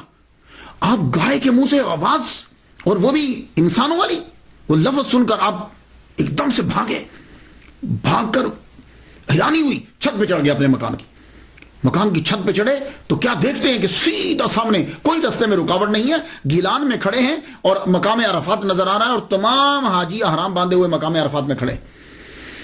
اللہ اکبر جل شانہ، گیلان ایران سے آپ کو مقام عرفات نظر آ گیا، آپ ایک دم سے چھت سے نیچے اترے اور ماں سے لپٹ گئے۔ ماں پوچھنے لگی، بیٹے کیا ہوا؟ کہا ماں میں کیا بتاؤں؟ ماں بولی بیٹے بتاؤ کیا ہو رہا تیرے ساتھ، چپ گمسم رہتے ہو؟ اب بیٹھ کر اپنی والدہ محترمہ سے بیٹھ کے بات کرنے لگے، کہنے لگے ماں جب میں چلتا ہوں نا تو مجھے ایسے محسوس ہوتا ہے کہ میرے ارد گرد کوئی ہے، اور ماں جب میں پڑھنے کے لیے مدرسے جاتا ہوں نا تو آواز آتی ہے، ہٹو ہٹو ولی اللہ کو رستہ دو، اللہ کا ولی آ رہا ہے، ہٹو رستہ دو، جگہ دو۔ تو ماں میں کسی کو محسوس کرتا ہوں اپنے ساتھ، اور آج ماں گائے بھی بولی کہ عبد القادر تجھے اس لیے پیدا نہیں کیا، اور ماں میں چھت پہ چڑھا ہوں نا تو مجھے مقام عرفات نظر آیا۔ ماں کی آنکھوں میں آنسو آ گئے۔ کہا تو بیٹے، کہا ماں عرض کرتا ہوں کہ مجھے بغداد جانے کی اجازت دے دو۔ ماں نے سینے سے لگایا اور ماں رو پڑی، ماں کی آنکھوں میں آنسو آ گئے۔ کہا ماں روتی کیوں، میرے بغداد جانے سے رو رہی ہو؟ کہا نہیں بیٹے بغداد تو جاؤ، ماں خود ولیہ کاملہ ہے، بیٹے جاؤ۔ تو ماں روتی کیوں پھر؟ کہا بیٹے رو اس لیے رہی ہوں کہ جب تو پڑھ لکھ کے واپس آئے گا نا تو میں نہیں ہوں گی۔ کہا اچھا ماں میں جاؤں پھر؟ کہا ٹھیک ہے بیٹے جاؤ۔ ماں نے صدری لی اپنے بیٹے کی، وہ سلوکا جیسے سمجھتے نا سلوکا، وہ صدری لی، اس صدری کو بھاری کپڑا لگایا، یہاں بغل کے نیچے موٹا کپڑا لگا کے اس کے اندر 40 دینار اس کے اندر رکھ دیے۔ دینار سونے کا ہوتا ہے، وہ دینار ایک لمبے سفر کے لیے 40 دینار انف کافی ہوتے ہیں، تو آپ نے یہاں رکھ دیے اور بیٹے کو صدری پہنا دی، اور پہنانے کے بعد کہا جا بیٹے اب چلا جا کے بغداد پڑھ، بڑا عالم بن۔ لیکن ایک ہی بات ہے، کسی حالت میں جھوٹ نہ بولنا، یہ جو کسی حالت میں جھوٹ نہ بولنا۔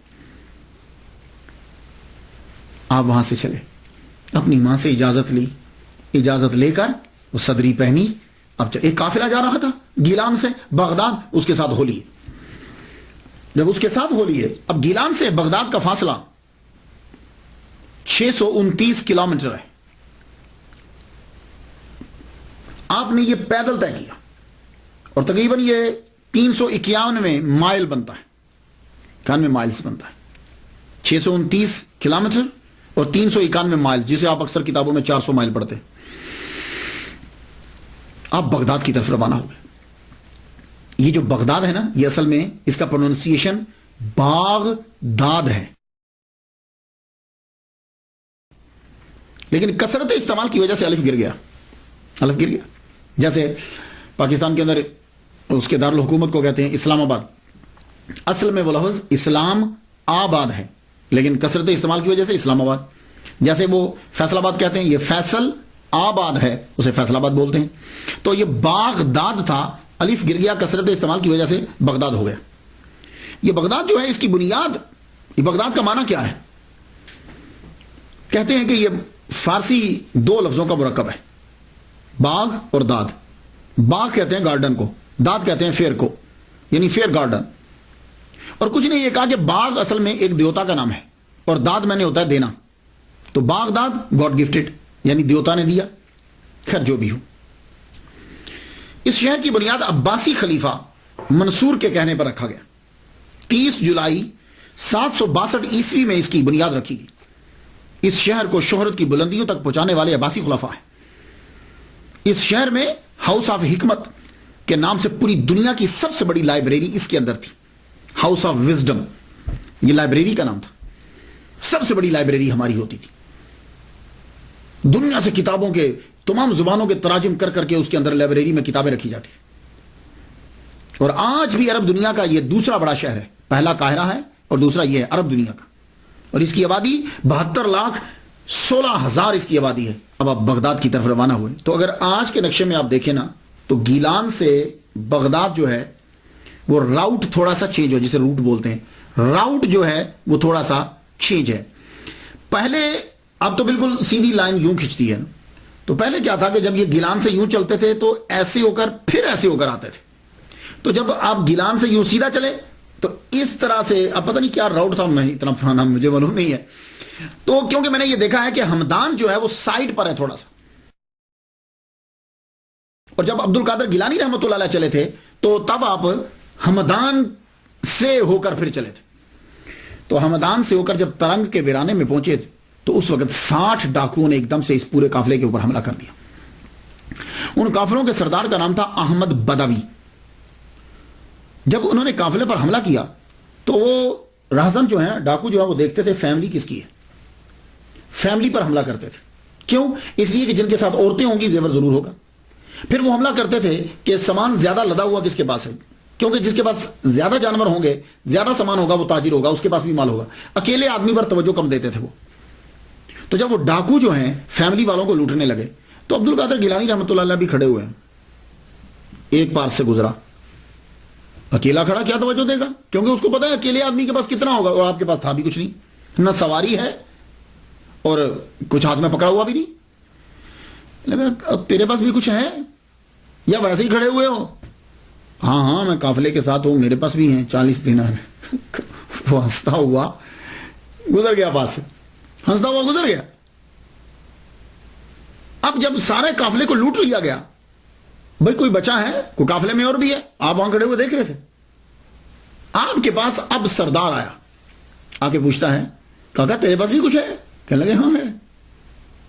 بڑے حیران ہو گئے یار، کیونکہ نارملی آدمی پولیس اور چور ان کے سامنے سچ نہیں بولتا، بندہ بہت کم بولتا ہے سچ.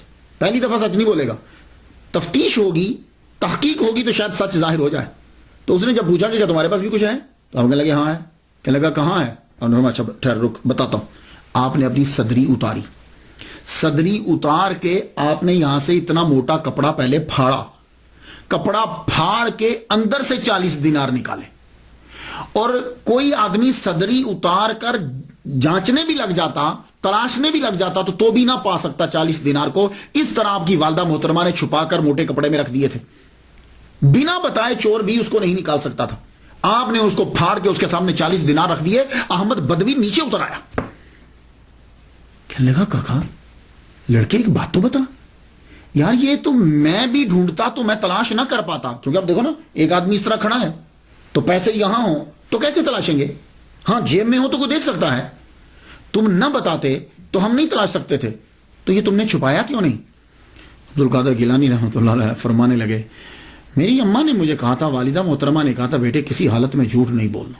اوئے ہوئے یہ جملہ آپ کے منہ مبارک سے نکل کے جب ہوا کے دوش پہ آیا اور ہوا کے دوش سے جب احمد بدوی کے کانوں تک گیا، ایک دم سے وہ چیخ اٹھا اور اعلان کرنے لگا، کہنے لگا سب سامان سب کا واپس کر دو، سب لوگوں کا سامان واپس کر دو. سارے راہزن پریشان ہو گئے، ہوا کیا؟ کہ سب کا سامان جو ہے وہ واپس کر دو. کیوں حضور؟ کہنے لگا یار بس اس لڑکے کو دیکھو، یہ اپنی ماں سے کیا ہوا وعدہ نہیں بھولا، اور احمد بدوی اپنے اللہ سے کیا ہوا وعدہ بھول گیا. نیچے اترا، عبد القادر گیلانی رحمت اللہ کے ہاتھ چومے، کہا لڑکے تو نے مجھے رستہ دکھا دیا. اس قدر اس کے اوپر وحشت طاری ہوئی، رات کے سناٹے میں روتا ہوا نکل گیا جنگلوں کی طرف، پھر نہیں پتا چلا کہ کہاں ہوا. عبد القادر گیلانی رحمت اللہ علیہ کو 40 دینار واپس کر دیے گئے. اب یہاں ذرا سنو، عبد القادر گیلانی رحمت اللہ علیہ بغداد میں پہنچے، سب سے پہلے آپ نے وہ 40 دینار فقیروں میں تقسیم کر دیے. سنو یہ ہیں 11ویں والے. تو عبد القادر گیلانی رحمت اللہ علیہ نے وہ 40 دینار سب سے پہلے فقیروں کو تقسیم کر دیے، اس کے بعد خالی. لو اس کے بعد خالی، اب اپنے پاس کچھ بھی نہیں ہے. آپ کے نانا سید عبداللہ سومائی رحمت اللہ علیہ کہ کوئی جان پہچان والے بغداد کے اندر تھے، ان کے پاس آپ پہنچے. اس میں مختلف روایات ہیں لیکن میں تسلسل کے ساتھ جو بات کرنا چاہتا ہوں وہ سماعت کیجیے. انہوں نے آپ کو بتلایا کہ دیکھو یہاں 2 مدرسے ہیں بغداد کے اندر اس وقت بڑے، ایک المدرسۃ النظامیہ ہے اور ایک المدرسہ احناف ہے. بتاؤ کس میں داخل ہونا چاہتے ہو؟ حضرت عبداللہ سومئی رحمۃ اللہ علیہ کے مریدین بھی بڑے تھے اور آپ خود بھی ٹھیک ٹھاک تھے. حضرت عبد القادر گیلانی رحمۃ اللہ فرمایا میں المدرسۃ النظامیہ میں داخل ہونا چاہتا ہوں. آپ نے المدرسۃ النظامیہ میں داخلہ کیوں لیا؟ تو میں خواتین و حضرات میں چاہتا ہوں کہ کچھ آپ کی نظر تھوڑی سی ریسرچ ہو جائے. کرامات تو آپ جا کے پڑھ لیں گے اور آپ کی زندگی گزر چکی ان کے بارے میں پڑھتے ہوئے, لیکن میں کچھ اور گوشوں پہ گفتگو کرنا چاہتا ہوں. المدرسۃ النظامیہ میں داخلہ لیا, وجہ کیا تھی؟ وجہ کیا تھی؟ مسلمانوں, جب مسلمانوں کو علم کے بارے میں پتا تھا تو مسلمانوں نے بڑی بڑی یونیورسٹیز قائم کی, اور وہ یونیورسٹیز جو ہوتی تھی وہ سب سے پہلے مدرسہ بنتی تھی. مدرسہ سے ترقی کرتے کرتے وہ یونیورسٹی بن جاتی تھی. مصر کے اندر الازہر یونیورسٹی 970 عیسوی میں اس کی بنیاد رکھی گئی, فاطمی خلفاء نے رکھی تھی, یہ بھی ایک مدرسہ تھا. مراکو میں کراویجین کی 859 عیسوی میں بنیاد رکھی گئی, یہ بھی ایک مدرسہ تھا.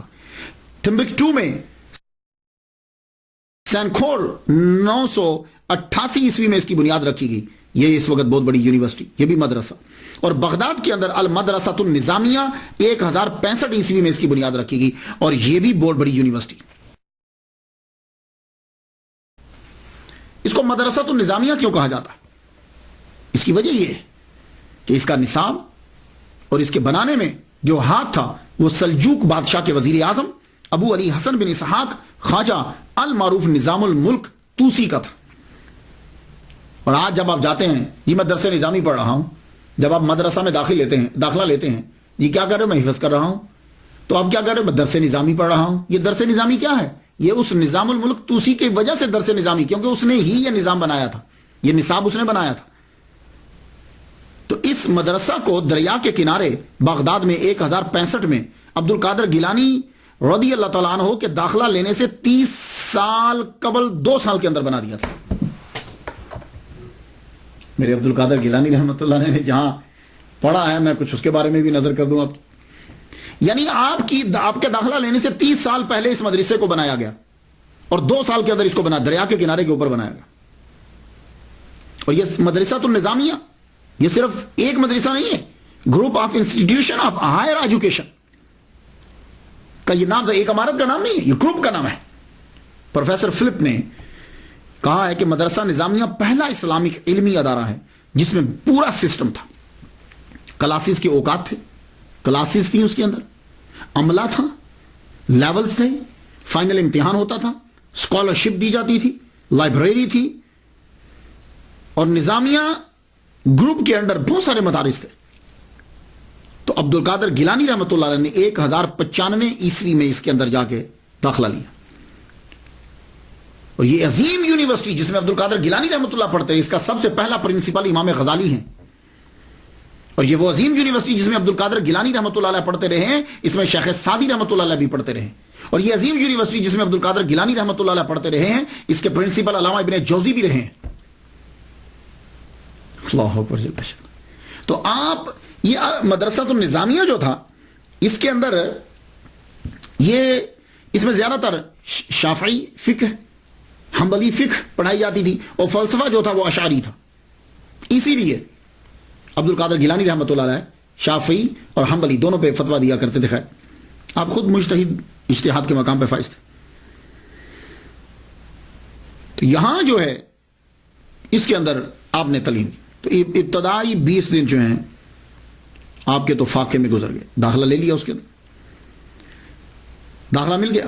488 ہجری سے آپ کا تعلیمی سفر شروع ہو گیا. 488 ہجری سے 18 سال کی عمر سے. اور یہ سفر 496 ہجری تک رہا, 8 سال تک رہا. آپ نے حفظ تو اپنی والدہ ماجدہ سے کیا, فارسی زبان تو آپ کی مادری زبان تھی. اب آ کے آپ نے سب سے پہلے عربی پڑھی, عربی ادب پڑھا, تفسیر, قرآن, حدیث, فقہ, اصول فقہ, کلام, معانی, انصاب, تاریخ, سب پڑھ لگا. 8 سال کے اندر ہر شعبے کے اندر آپ نے پی ایچ ڈی کر لی, اور یہ بھی آپ کی کرامت ہے. اور خود فرماتے ہیں درست العلم حتی صرت کتبا. اب دوران تعلیم آپ کی جو زندگی گزری ہے وہ بڑی مشکل, اور یہ سارے جتنے طلباء خاص طور پر یہ میری تقریر سنیں گے, ان طلباء کے لیے یہ لایا عمل ہے. یہ چیزیں ہوتی ہیں اولیاء کرام کی جتنے طلباء گھر سے پڑھنے کے لیے آتے ہیں، اب یہ ذرا یہ حصہ ضرور سنیے گا. آپ جب پڑھنے کے لیے آئے تو کیا ہوا آپ کے ساتھ؟ اصل میں آپ کے نانا امیر تھے، وہ وہاں سے پیسے بھیجتے، آپ شام سے پہلے، سورج ڈوبنے سے پہلے وہ پیسے آپ تقسیم کر دیتے اور خود پھر فاقو. اس کا نتیجہ یہ نکلا کہ المدرسہ النظامیہ سے رہائش آپ کو نہیں ملی، رہائش آپ سے لے لی گئی. رہائش آپ سے لے لی گئی کیونکہ یہ مدرسہ جو ہے یہ ہائی لیول کا مدرسہ تھا. جیسے آج کل آپ ہارورڈ یونیورسٹی امریکہ بول لیں، آکسفورڈ یونیورسٹی لندن میں چلے جائیں، اسلامک یونیورسٹی پاکستان، اس طرح یہ ازہر یونیورسٹی میں چلی جائیں، تو بھائی فیسیں دینا پڑتی ہیں.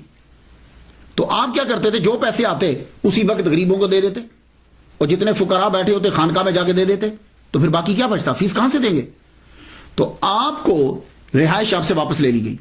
جب رہائش واپس لے لی گئی، لیکن اتنا کیا گیا کہ کہا چونکہ آپ محنتی ہو، پڑھتے بہت اچھا ہو، اس لیے ہم آپ کو سبق پڑھنے کی اجازت دیتے ہیں، رہائش کی نہیں. تو اب عبد القادر گیلانی رحمۃ اللہ علیہ کیا کرتے؟ آپ المدرسہ النظامیہ میں جاتے، سبق پڑھتے، اس کے بعد کتاب لے کے واپس جنگل میں چلے جاتے. اب دھوپ ہے یا بارش ہے، اب وہاں بیٹھے آپ پڑھ رہے ہیں. دھوپ ہو جاتی تو کتاب بچ جاتی، بارش ہوتی تو اب کتاب کو بچانے کے لیے چلتے. سر کے اوپر ایک امامہ شریف ہوتا پرانا، اور ایک جبہ آپ نے ذبح تن کیا ہوتا. بس اس طریقے سے آپ نے پڑھا، اور کئی دن تک آپ کو کھانا نہیں ملتا. اور آج تو مدرسہ کے اندر کھانے ملتے ہیں، کئی دن تک کھانا آپ کو نہیں ملتا. اور اگر کھانا ملتا بھی ہے، پیسے آتے بھی ہیں، تو فوراً فقراء میں تقسیم کر دیتے یا غریب طلباء میں تقسیم کر دیتے. آپ فرماتے ہیں کہ میں وہاں پڑھتا رہا، اور طالب علم 8 سالہ دور کس طرح گزاریں گے؟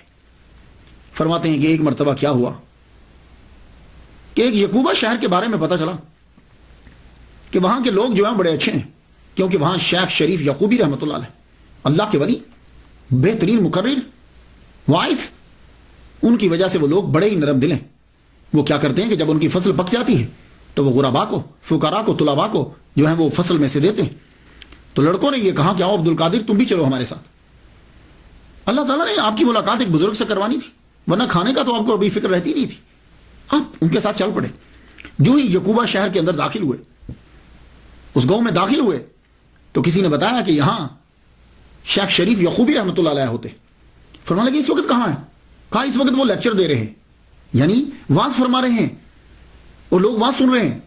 عبد القادر گیلانی رحمۃ اللہ علیہ آئے تھے اناج لینے، چھوڑا لڑکوں کو، کہا تم جاؤ. آپ فوراً بھاگے اور ان کے حلقے کے اندر بیٹھ کے جا کے بات سننے لگ گئے. شیخ شریف یعقوبی رحمۃ اللہ علیہ تقریر فرما رہے ہیں اور سب سن رہے ہیں. اور جب آپ کا بات ختم ہوا، سب اٹھ کے چلے گئے. کسی کو سوال پوچھنا تھا اس نے پوچھا، اور آپ وہاں دور ان کے سامنے مؤدب ہو کے بیٹھے. آپ جب جانے لگے تو آپ نے دیکھا کہ یہ لڑکا ابھی تک نہیں گیا. تو شیخ شریف یعقوبی رحمۃ اللہ علیہ کہنے لگے آپ کو کچھ مجھ سے پوچھنا ہے؟ میں جا رہا ہوں. کھڑے ہو کے عرض کرتے ہیں حضور آپ نے سب کو نصیحت کی، مجھے کوئی خاص نصیحت فرمائیں. شیخ شریف یعقوبی رحمۃ اللہ علیہ نے یوں دیکھا لڑکے وہ سر سے پاؤں تک. ایک دم سے آپ کا چہرہ جو ہے اس میں تبدیلی آئے. تو اس وقت فرمان لگے طالبان حق کسی غیر کے آگے ہاتھ نہیں پھیلاتے. عبد القادر گیلانی رحمۃ اللہ فرماتے میرے جسم میں ایک ایسی عجیب سی کیفیت طاری ہو گئی. میں نے اناج چھوڑا اور بھاگ گیا واپس بغداد، واپس چلا گیا. یہ کمال تھا ان کا. شیخ شریف یعقوبی رحمۃ اللہ علیہ کا بڑی سادہ تقریر فرماتے تھے، لیکن مجمع میں جتنے لوگ بیٹھے ہوتے تھے ہر ایک کو اپنی بساط کے مطابق حصہ مل جایا کرتا تھا. کئی روز آپ کے فاقوں میں گزر جاتے. ایک مرتبہ کیا ہوا کہ 20 دن تک آپ کو کھانا نہیں ملا، کیونکہ بغداد میں قحط پڑ گیا ہے. آپ باہر نکلے کہ میں کسی درخت سے پتے توڑ کر ہی کھا لوں. یہ تو ایک درخت کے ساتھ دیکھا کتنے 10-20 آدمی لگے اور پتے یوں توڑ کے کھا رہے. آپ واپس آ گئے. جب واپس آئے تو مسجد میں انٹر ہوئے، داخل ہوئے تو نڈھال ہو کے گر گئے، فاقوں کی وجہ سے گر گئے. اور آپ اپنے جسم کو یوں گھسیٹتے ہوئے مسجد کے کارنر میں لے گئے اور یوں جا کے سمٹ کے نیچے بیٹھ گئے. وہاں نڈھال ہوئے. ایک صاحب مسجد میں داخل ہوئے، ان کے ہاتھ میں کھانا تھا، اور جو آدمی بھوکا ہو نا تو وہ حس بڑی تیز ہو جاتی ہے. وہ سامنے ان کو ان کا احساس نہیں ہوا، وہ وہاں بیٹھ کر کھانا انہوں نے کھولا اور کھانے لگے. بھونا ہوا گوشت اور روٹی تھی. حضرت غوث پاک فرماتے ہیں کہ جب وہ اپنے منہ میں لقمہ ڈالنے لگتا تھا میرا منہ کھل جاتا تھا. شاید روٹی کھاتے اس کی نظر مجھ پہ پڑ گئی، میں ایک دم سے سیدھا ہو بیٹھ گیا. میں وہ آدمی وہاں سے اٹھ کر میرے پاس آ گیا، میرے سامنے آ کر اس نے کھانا رکھ دیا. کھانا رکھ کے کہنے لگا تم کھا لو، میرا یہ کھانا نہیں ہے، میں بھی کسی کا کھا رہا ہوں۔ حضرت عبد القادر گیلانی رحمۃ اللہ نے ہاتھ یوں ہی رکھ لیا، فرمانے لگے تم کس کا کھا رہے ہو؟ یہ کہنے لگے میں گیلان سے آیا ہوں، کوئی عبد القادر لڑکا تھا، ان کی والدہ نے کوئی 8 دینار بھیجے تھے۔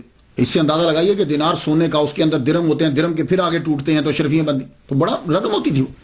میں اس کو کئی دن سے تلاش کرا، میرا اپنا اثاثہ بھی جو ہے وہ صرف ہو گیا، اب میرے پاس اسی کے پیسے بچے تھے، میں اس کے 1 دینار کو توڑایا ہے اور میں یہ بھنا ہوا گوشت اور یہ روٹی لے کر آیا ہوں، وہ عبد القادر ملا نہیں ہے، چلو دونوں مل کے کھاتے ہیں، ملے گا تو معاف مانگ لیں گے۔ اب مسکرا پڑے، کہنے لگا کیوں مسکرا رہے ہو؟ کہا بے جھجک کھاؤ، عبد القادر میں ہی ہوں۔ آپ نے وہ تھوڑا سا کھانا کھایا، اس نے جو باقی پیسے تھے وہ دیے، عبد القادر گیلانی رحمۃ اللہ علیہ نے اسی وقت اٹھ کر وہ سارے پیسے باہر بانٹ دیے جا کے۔ اب بتاؤ، سارے پیسے باہر بانٹ دیے۔ لیکن اب سوال یہ ہوتا ہے کہ اگر عبد القادر گیلانی رحمۃ اللہ علیہ کسی سے مانگتے نہیں تھے، کام نہیں کرتے تھے، یہ جو آپ کا عرصہ ہے یہ بیچ کا، یہ کیسے گزرا؟ یعنی 18 سال کی عمر سے لے کے 46 سال کی عمر تک، 18 سال سے تو آپ آگے تھے، تو یہ پھر کیسے ہوا؟ میں نے پھر اس کی ریسرچ کی، تو کیا آپ ساری زندگی ہی بھوکے رہے؟ نہیں، آپ روزہ بھی رکھتے تھے، مسلسل بھی رکھتے تھے، فاقوں، لیکن بیچ میں ایسا ہوا کہ آپ جب پڑھنے لگتے تھے تو فاقوں کی وجہ سے کیا ہوتا تھا کہ پڑھا نہیں جاتا تھا، اتنے فاقے ہوئے، پڑھا نہیں جاتا تھا، یوں گر جاتے آپ۔ تو حتیف غیبی سے آواز آئی، جاؤ اٹھو، تعلیم کے لیے خوراک کا ہونا ضروری ہے، قوت لا یموت تو چاہیے نا، اٹھو، اتنی روٹی تو حاصل کر لو کہ جتنا پڑھ تو سکو آسانی سے۔ کہنے لگے میرے پاس تو پیسے نہیں ہیں، میں کہاں سے لوں؟ کہا جاؤ تم جا کے کرو، پیسوں کا بندوبست بھی ہم کر دیں گے، اٹھو۔ عبد القادر گیلانی فرماتے ہیں کہ میں اٹھا، بڑا مشکل کٹن مرلا تھا میرے لیے۔ فرماتے ہیں میں آگے بڑھا تو ایک نان بھائی کی دکان پر میں گیا، یہ تنور پہ جو روٹی لگاتے، تو میں اسے بات کرنے لگا۔ کہتے ہیں کہ میں نے اسے کہا کہ مجھے 1.5 روٹی روزانہ دے دیا کرو، 1.5 روٹی 24 گھنٹے میں 1.5 روٹی، یہ جو آپ کا 8 سالہ پڑھائی کا دور ہے، 1.5 روٹی مجھے روزانہ دے دیا کرو، اور جب آئیں گے اس شرط پہ، جب آئیں گے تو میں تمہیں دے دوں گا، اور اگر نہ آئے میں مر گیا تو تم مجھے معاف کر دینا۔ یہ جملہ کہا تو نان بھائی رو پڑا، وہ تنور پہ روٹیاں لگانے والا رو پڑا، کہنے لگا ٹھیک ہے تم 1.5 روٹی لے جایا کرو۔ آپ وہاں سے 1.5 روٹی لیتے، پورے 24 گھنٹے میں، یہ پڑھائی کے دوران کی بات کر رہا ہوں جو 8 سالہ دور ہے، کچھ عرصہ آپ نے روٹی لی، پھر کچھ عرصہ بند کر دی بند میں، اور فاقوں کی وجہ سے وہی حال ہو گیا، جب آپ پڑھ رہے ہیں پڑھتے پڑھتے پھر نہیں ڈالو کے گرے پڑے۔ آواز آئی، ہم نے آپ سے کہا تھا کہ جاؤ جا کے وہاں سے روٹی لے لیا کرو، کہا روٹی تو میں لینے جاتا ہوں، اب اس کے پیسے کون دے گا؟ مجھے شرم اور ندامت آتی ہے کہ میں آپ اس کے پاس جاؤں، اس کا تو کئی ماہ کا قرضہ بن چکا ہے۔ اچھا جاؤ فلاں جگہ پہ پہنچو، فلاں ایک خاص جگہ بتائی گئی، وہاں تمہاری قرضے چکانے کا سبب پڑا ہوا ہے۔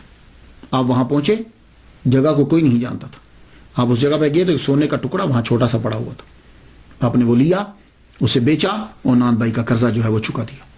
تو یہ میں نے آپ کو بتایا کہ آپ کی تعلیم کے دوران یہ سلسلہ بھی جو ہے جاری رہا، فقہ اور اصول فقہ آپ نے پڑھی محمد بن حسین بن محمد ابو الوفا علی بن عقیل حنبلی سے، قاضی ابو سعید محرمی حنبلی رحمۃ اللہ علیہ سے، ابو الخطاب محفوظ حنبلی رحمۃ اللہ سے، اور ادب آپ نے ابو زکریہ یحییٰ بن علی سے پڑھا، حدیث آپ نے محمد بن حسن باقلانی، شیخ ابو سعید بن عبد القریم، شیخ ابو الغنائم محمد بن علی بن محمد، ابو طاہر عبد الرحمن بن احمد، محمد بن مختار الحاشمی، علی بن احمد القرحی، عبد القادر بن محمد بن یوسف، ان جیسے جید محدثین سے آپ نے حدیث کو پڑھا۔ اور یہ بھی آپ کی کرامت ہے کہ 8 سال کے اندر ہر علم کے اندر PhD کر لی۔ درست العلم حتی صرت قطبا، میں نے اتنا علم پڑھا کہ میں قطب بن گیا، اور قطب ولایت کے اندر سب سے اعلی درجہ ہے۔ اب 26 سے 46 سال، یہ 20 سال کا عرصہ بنتا ہے۔ اب آپ کا تصوف کی طرف رجحان تو خیر بچپن ہی سے تھا، اب تکوینی ولی ہے۔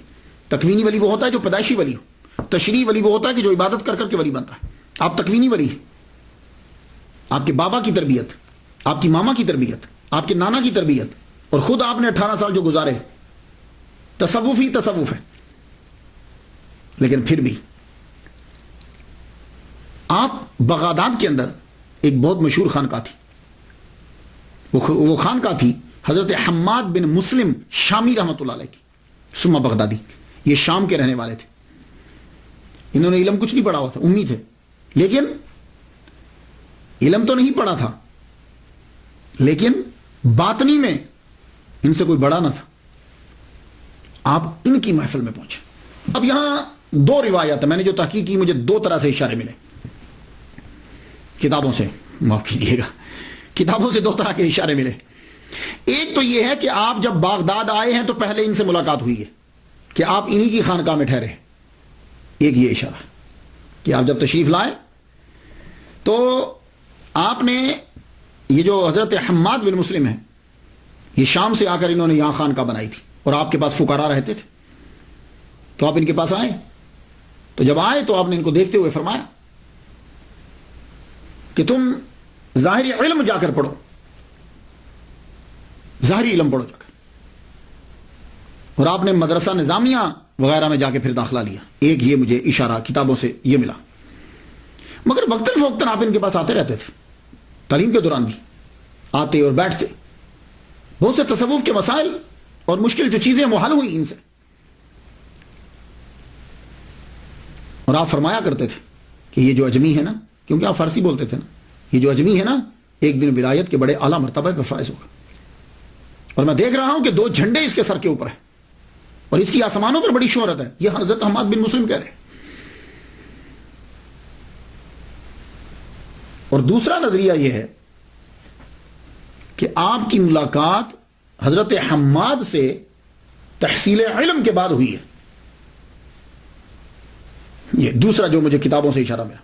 وہ کیسے کہ جب آپ نے تمام علوم 8 سال کے اندر جب آپ نے پڑھ لیا، پڑھنے کے بعد بغداد کی حالت آپ نے دیکھی تھی، فتنہ و فساد ہر جگہ، عیاشی ہے، لوگ دین سے ہٹے ہوئے ہیں. تو آپ نے بھی اپنی کتابیں پکڑی، جنگل کی طرف چل پڑے، نکلے.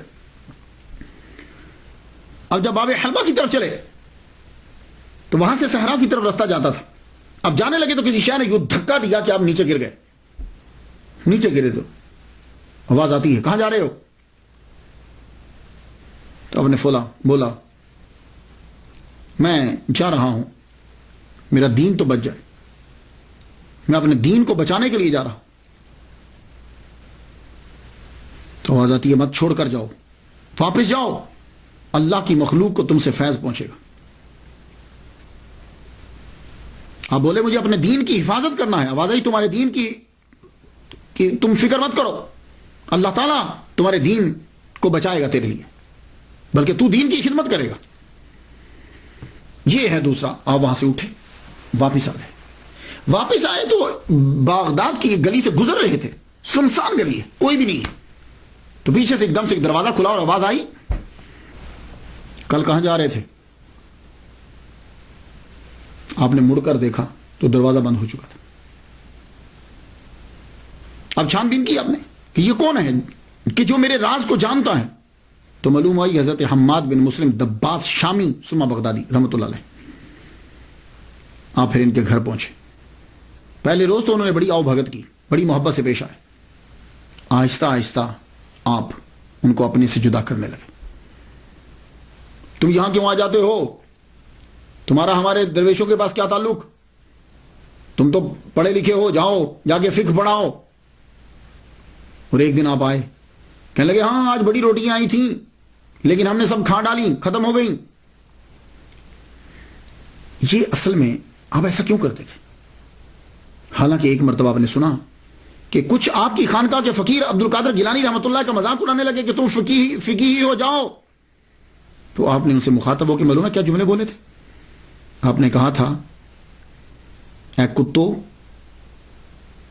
سنیے گا جملہ، تم اس کو تکلیف پہنچاتے ہو، تم میں سے ایک بھی اس کے مرتبہ کا نہیں ہے. یہ حضرت حماد بن مسلم اپنے خانقاہی لوگوں سے کہہ رہے. میں تو اس کو اس لیے اذیت دیتا ہوں. اب 3 وجہ. آپ کیوں اذیت دیتے؟ پہلی وجہ تو یہ ہے آپ نے خود بیان کی. فرماتے ہیں میں امتحاناً اسے اذیت دیتا ہوں لیکن وہ ایسا پہاڑ ہے کہ اس میں ذرہ برابر جنبش نہیں ہوتی, اور اس اجمی کا اتنا رتبہ ہوگا کہ تمام اولیاء اس کی طرف رجوع کریں گے. اور دوسری وجہ, آپ کے پاس ان کا فیض نہیں تھا. عبد القادر گیلانی رحمۃ اللہ علیہ کا فیض حضرت حماد بن مسلم کے پاس نہیں تھا. وہ قاضی قضا حضرت ابو سعید مبارک مخرمی رحمۃ اللہ علیہ کے پاس تھا. یہ وجہ ہے. اس لیے آپ نے دیکھا ہوگا جب آپ کبھی اولیاء کرام کی سیرت کو پڑھیں تو آپ کو معلوم ہو جائے گا, ولی ان کے پاس جاتا ہے فیض ہی کوئی نہیں, کہا نہیں میں تمہارا فیض ہمارے پاس نہیں ہے, کسی اور کے پاس جاؤ. یوں ہی بھیجتے تھے. حضرت خواجہ باقی بلا کتنے لوگوں کے پاس گئے, اشرف جہانگیر سمنانی رحمۃ اللہ علیہ کتنوں کے پاس گئے. تو جہاں فیض ہوتا تھا وہ وہیں پہنچتے. تو عبد القادر گیلانی رحمۃ اللہ علیہ کو جو خلافت ملنا تھی وہ ان سے نہیں ملنا تھی. یہ دوسری وجہ. تیسری وجہ کیا ہے کہ ابھی ان کو مجاہدے اور کروانے ہیں, ابھی بڑا وقت ہے, کم از کم 14 سال ہیں باقی, ابھی 13-14 سال باقی ہے. تو اب آپ نے کہا کہ اگر میں اپنے پاس محبت کروں گا یہ یہی رکے رہیں گے. تو جب آپ نے یوں اذیت دینا شروع کی, اب آپ سے آہستہ آہستہ وہاں سے کم ہو کر اب آپ نے اس کے بعد بایعت جو کی وہ حضرت ابو سعید مبارک مخرمی رحمۃ اللہ علیہ کی بایعت کی. آپ ان کے استاد بھی ہیں اور آپ مدرس بھی ہیں, پرنسپل بھی ہیں. آپ نے محلہ باب الازج میں آپ نے ایک مدرسہ بنایا تھا, اس مدرسے میں خود پڑھاتے تھے, اور تصوف کے اندر اتنے گئے کہ آپ نے قاضی کی سیٹ چھوڑ دی. ان کی بایعت کی عبد القادر گیلانی رحمۃ اللہ علیہ, اور یہ بھی حنبلی تھے. تو اب مجاہدات شروع ہو گیا. اب میں یہاں پڑھتا ہوں کہ کہتے ہیں کہ 20 سال آپ نے مجاہدہ کیا ہے, 20 سال جو ہے نا وہ جنگلوں میں پھرتے رہے. تو یہاں میں عرض کرنا چاہوں گا کہ جب ہم دیکھتے ہیں, سالوں کو گنتے ہیں, ان پہ تحقیق کرتے ہیں, تو کچھ لوگ جو ہیں وہ محبت میں آگے سال بڑھا دیتے ہیں کہ اتنے سال مشقتیں اٹھائیں, اتنے لوگوں سے ملے. لیکن وہ جب ہم تحقیق کرتے ہیں تو یہ کوئی ضروری نہیں ہوتا کہ ایک آدمی 40 سال مجاہدے کرے گا ہی تو مرتبہ ملے گا. ہو سکتا ہے کہ ان کو ایک دن میں مل جائے, کوئی دن بڑھانے کی ضرورت نہیں ہوتی. اب یہ جو کہا گیا کہ 20 سال تک آپ جو ہے وہ مجاہدے کرتے رہے, اب ذرا دیکھ لیجئے, میرے نزدیک یہ صرف کچھ دورانیہ 13 سال کا بنتا ہے. وہ کس طرح؟ اب ذرا دلیل سن لیجئے. 18 سال کی عمر میں آپ نے تعلیم شروع کی, تو 8 سال بغداد میں مختلف مدارس میں آپ پڑھتے رہے. کتنی عمر ہوگی؟ 18 اور 8 26. پھر آپ نے مجاہدہ شروع کیا, ٹھیک ہے. تو حضرت ابو سعید مبارک مخرمی رحمۃ اللہ علیہ نے آپ کو خلافت دی. خلافت دینے کے بعد آپ کو اپنے مدرس کا انچارج, مدرسے کا انچارج بنایا, اور وہیں آپ کو تدریس کے لیے بھی بولا. تو آپ جانتے ہیں کہ مبارک مخرمی حنبلی رحمۃ اللہ علیہ کا وصال 513 میں ہوا ہے, 513 ہجری میں ہوا ہے. اور اس وقت حضرت عبد القادر گیلانی رحمۃ اللہ علیہ کی عمر 43 سال تھی. تو کم از کم اگر پیر کی موجودگی میں 3 سال بھی پڑھایا ہو تو آپ کی عمر 40 سال تو تھی جب آپ مدرسے میں ہوئے.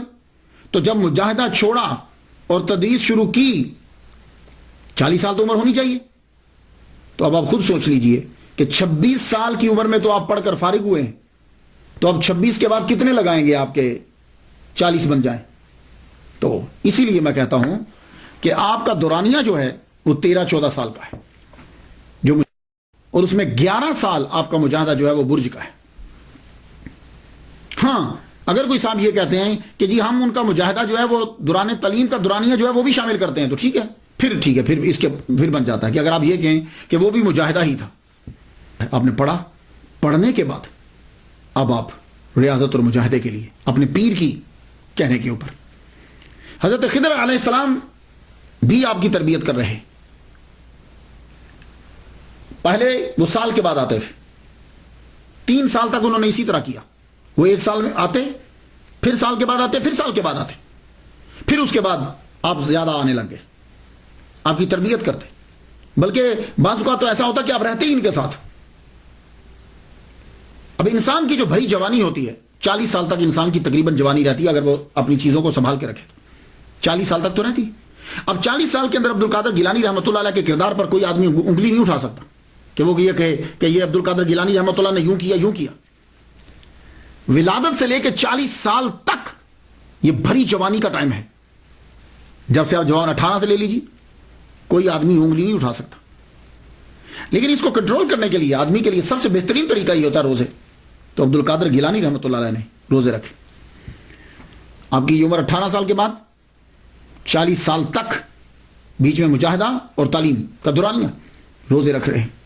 سحری اور افطار، سحری اور افطار. لیکن سحری اور افطار ہوتا کیسے؟ سحری اور افطار کبھی پانی پہ ہو رہا ہے، سحری بھی پانی پہ، افطاری بھی پانی پہ. اور کبھی کیا ہوتا ہے کہ سحری درخت کے پتوں سے، افطاری بھی درخت کے پتوں کے ساتھ. بھوک چیخ پڑی، نفس چیخ پڑا، اتنے مجاہدے کیے آپ نے. اور بعض کا تو ایسا ہوتا کہ آپ کو نیند آ جاتی، نیند آتی تو آپ بیٹھ جاتے. سجدے میں ہیں، نیند آئی ہے، ایک دم بیٹھ گئے، پھر بیٹھے بیٹھے نیند آ گئی، ایک دم کھڑے ہو گئے. اور بعض اوقات کھڑے کھڑے بھی نیند آ جاتی. آپ نے دیکھا کہ کئی لوگ کھڑے سو جاتے، تو جب کھڑے کھڑے نہیں آپ چل پڑتے، اور جب چل پڑتے تو پاؤں میں جوتا تو ہے نہیں، چلتے رہتے چلتے رہتے، اتنا چلتے کہ پاؤں پہ چھالے پڑ جاتے اور خون رسنے لگ جاتا آپ کے پاؤں سے. اور اس قدر مجاہدہ کیا. ولی بننا آسان نہیں ہے، یہ ولیوں کا بادشاہ بننا ہے. اس لیے ہر اور آپ اتنے کمزور ہو جاتے کہ ایک دم سے گر جاتے. لوگ سمجھتے کہ فوت ہو گئے ہیں، اور لوگ اٹھا کر تجہیز و تکفین کا انتظام کرنا شروع ہو جاتے. لیکن ہوتا کیا، ایک دم سے آپ کے جسم میں جنبش ہوتی تو لوگوں کو پتا چلتا نہیں بھائی یہ زندہ ہے. اللہ. جب شیطانوں نے یہ دیکھا کہ انہوں نے نفس پر کنٹرول کر لیا ہے، تو شیطان سب سے پہلے وسوسہ ڈالتا ہے. یہ بات یاد رکھیے، وہ وسوسہ ڈالے گا، خود کچھ نہیں کہتا، آگے وسوسہ ڈالتا ہے اور آدمی برائی کرنے لگ جاتا ہے. لیکن وہ وسوسہ جب ڈالتا ہے تو نفس اس کو کنٹرول کرتا ہے. تو جب تم نفس کو جس نے کنٹرول کرنا ہے، آگے تمہیں لے جانا ہے، جب تم نے اس پہ قبضہ کر لیا، اب شیطان جب دیکھا کہ نفس پر کنٹرول ہو گیا ہے، اب شیطان خود آئے. تو ابلیس خود نہیں آتا. عبد القادر گیلانی رحمۃ اللہ علیہ کو تنگ کرنے کے لیے چیلے بھیجے. اب چیلے آپ کے سامنے آ کر کھڑے ہو جاتے اور آپ بھوک سے نڈال ہو کے گرے پڑے. اب وہ آپ کو مارنے کے لیے آگے بڑھتے، اللہ تعالیٰ ایک دم سے فرشتوں کی جماعت کو بھیجتا، وہ آ کے لڑتے اور ان کو مارتے.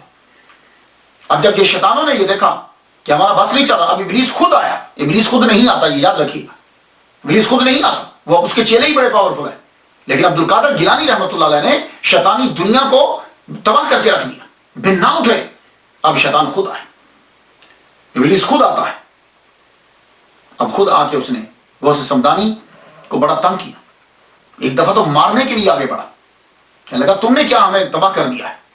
عبد القادر گیلانی رحمۃ اللہ کو جب مارنے کے لیے آگے بڑھا، آپ فرماتے ہیں ایک دم سے ایک ہاتھ ظاہر ہوا اور اس کے سر کے اوپر اتنی زور سے پڑا کہ یہ زمین کے اندر دھس گیا.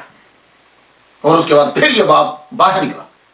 فرماتے ہیں کبھی کبھی شیطان آتے، میں لا حول ولا قوت الا باللہ العلی العظیم پڑھتا تو آگ لگ جاتی ان کو. اس لیے آپ لوگ بھی جب کبھی ایسا محسوس کرو تو لا حول ولا قوت الا باللہ العلی العظیم پڑھیں، ان کو آگ لگ جاتی. مجاہدوں کے دوران حضرت خضر علیہ السلام کا آنا جانا بھی رہتا. 496 ہجری سے لے کے 509 ہجری تک چلوں کا سلسلہ رہا ان کا. اور زیادہ تر آپ برج، ایک کھنڈر پرانی عمارت تھی، اس کے اندر رہتے. آخری جو آپ کا چلہ ہے وہ بڑا شدید چلہ تھا. 40 دن تک آپ نے کچھ نہیں کھایا، کچھ نہیں کھایا. اب شیطان اس کے اندر، اب اس کو بھی معلوم ہو گیا کہ یہ اپنے مقام پہ پہنچنے والے. ابلیس جب جانتا. اب اس نے کیا حربہ استعمال کیا، شدید گرمی، پیاس آپ کو لگی ہے، 40 دن ہو چکے ہیں. اب بادلوں میں آ جاتا اور آ کے کہتا ہے عبد القادر، اب یہ بہت بڑا اس جگہ پر آ کے بڑے بڑے ولی جو ہیں وہ پھسل جاتے ہیں. اے عبد القادر جاؤ، میں نے ساری نمازیں تم پہ معاف کر دی. کیونکہ آپ اس چلوں کے اندر بھی 5 وقت کی نماز ادا کر رہے ہیں. اب سوچئے کہ ایک آدمی نے 40 دن سے کچھ نہیں کھایا، وہ اٹھ کر کیسے نماز پڑھے گا؟ لیکن آپ نماز پڑھ رہے ہیں. جاؤ، میں نے اپنی نمازیں تم پر معاف کر دی، میں تم سے خوش ہوا. آپ نے ایک دم سے سوچا محمد مصطفیٰ صلی اللہ علیہ وسلم پر معاف نہیں ہوئی، حضور حضرت امام حسین رضی اللہ تعالیٰ عنہ کو معاف نہیں ہوئی، مجھے کس طریقے سے معاف ہو گئی؟ مجھے یہ کیسے معاف ہو گئی؟ کہنے لگے لا حول ولا قوت الا باللہ العلی العظیم. جب آپ نے یہ پڑھا ایک دم سے دھواں بن کر شیطان غائب ہو گیا. غائب ہوا تو جاتے ہوئے پھر ایک چوٹ لگا گیا. کہنے لگا عبد القادر تیرے علم نے تجھے بچا لیا. آپ نے فرمایا نہیں، خدا کے فضل نے مجھے بچا لیا. یہ چیزیں تھیں. اب یہ آخری تھا آپ کا. شیطان بھاگ گیا. اس نے کہا میں یہاں کامیاب نہیں ہو سکا. اس لیے عبد القادر گیلانی رحمۃ اللہ کی کوئی بھی چیز ہو، ان کی فاتحہ یا ان کی نیاز یا ان کا کوئی، اس کے پاس شیطان بھڑکتا تک نہیں، کیونکہ وہ ایک مایوس ہو گیا. وہ کبھی بھی قریب نہیں آئے. عبد القادر جیلانی رحمۃ اللہ کے قریب کبھی نہیں آتا.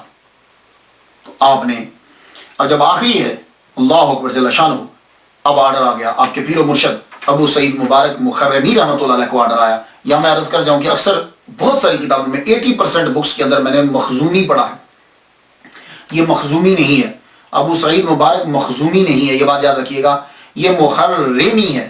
مخرم یہ محلہ ہے بغداد کے اندر، تو یہ وہاں رہتے تھے اس لیے مخرمی کہتے ہیں ان کو. تو آپ بھی تھوڑی سی جو ہے تصحیح کر لیجئے گا، مخرمی ہے. تو آپ کو آرڈر آیا کہ جائیے اب آپ اپنے مرید کو لے آئیے. آپ کے مرید کو آنا چاہیے اور اسے معاشرے کی طرف لے آئیے تاکہ لوگ اس سے مستفید ہوں. حضرت ابو سعید مبارک مخرمی رحمۃ اللہ علیہ گئے، فرمان لگے اب تمہارا وقت پورا ہو گیا، اب تم میرے گھر چلے آؤ. آپ یہ کہہ کے واپس گھر آ گئے. واپس آئے تو آپ وہیں پڑے رہے. تھوڑی دیر کے بعد حضرت خضر علیہ السلام آئے. خضر علیہ السلام آئے تو آپ فرمان لگے جاؤ تمہارے پیر تمہارا انتظار کر رہے ہیں، پہنچو وہاں تم، اب معاشرے کو تمہاری ضرورت ہے. آپ اپنی طاقت کو جمع کرتے ہوئے اٹھے. جب پہنچے تو دیکھا ابو سعید مبارک مخرمی رحمۃ اللہ علیہ دروازے کے اوپر کھڑے انتظار کر رہے ہیں، اور دیکھ کے مسکرانے لگے اور ویسے پیار سے کہنے لگے کیا ہمارا کہنا کافی نہیں تھا کہ خضر علیہ السلام کو جا کر کہنا پڑا؟ اندر گئے تو حضرت عبد القادر گیلانی رحمۃ اللہ علیہ فرماتے ہیں کہ اس وقت انہوں نے مجھے اپنے ہاتھوں سے روٹی کے یوں لقمے کر کر کے میرے منہ میں ڈالے. 40 دن سے یہ آخری چلا میرے منہ میں ڈالا. جو لقمہ میرے حلق سے نیچے اترتا تھا فرمان لگے مرتبہ اور درجہ بلند ہوتا جاتا تھا. روٹی ختم ہوئی تمام چیزیں مجھ پر آشکار ہوگی، ظاہر ہوگی. پھر آپ نے مجھے اپنا جبہ مبارک جو ہے وہ عطا کیا اور اسی وقت خلافت عطا فرما دی. تو حضرت الغوث الاعظم مرید ہے ابو سعید مبارک مخرمی حنبلی رحمۃ اللہ علیہ کے. یہ مرید ابو الحسن علی کرشی ہنکاری. یہاں بھی عرض کر جاؤں یہ لفظ جو ہے یہ حکار ہے. حکار کردوں کا ایک قبیلہ ہے.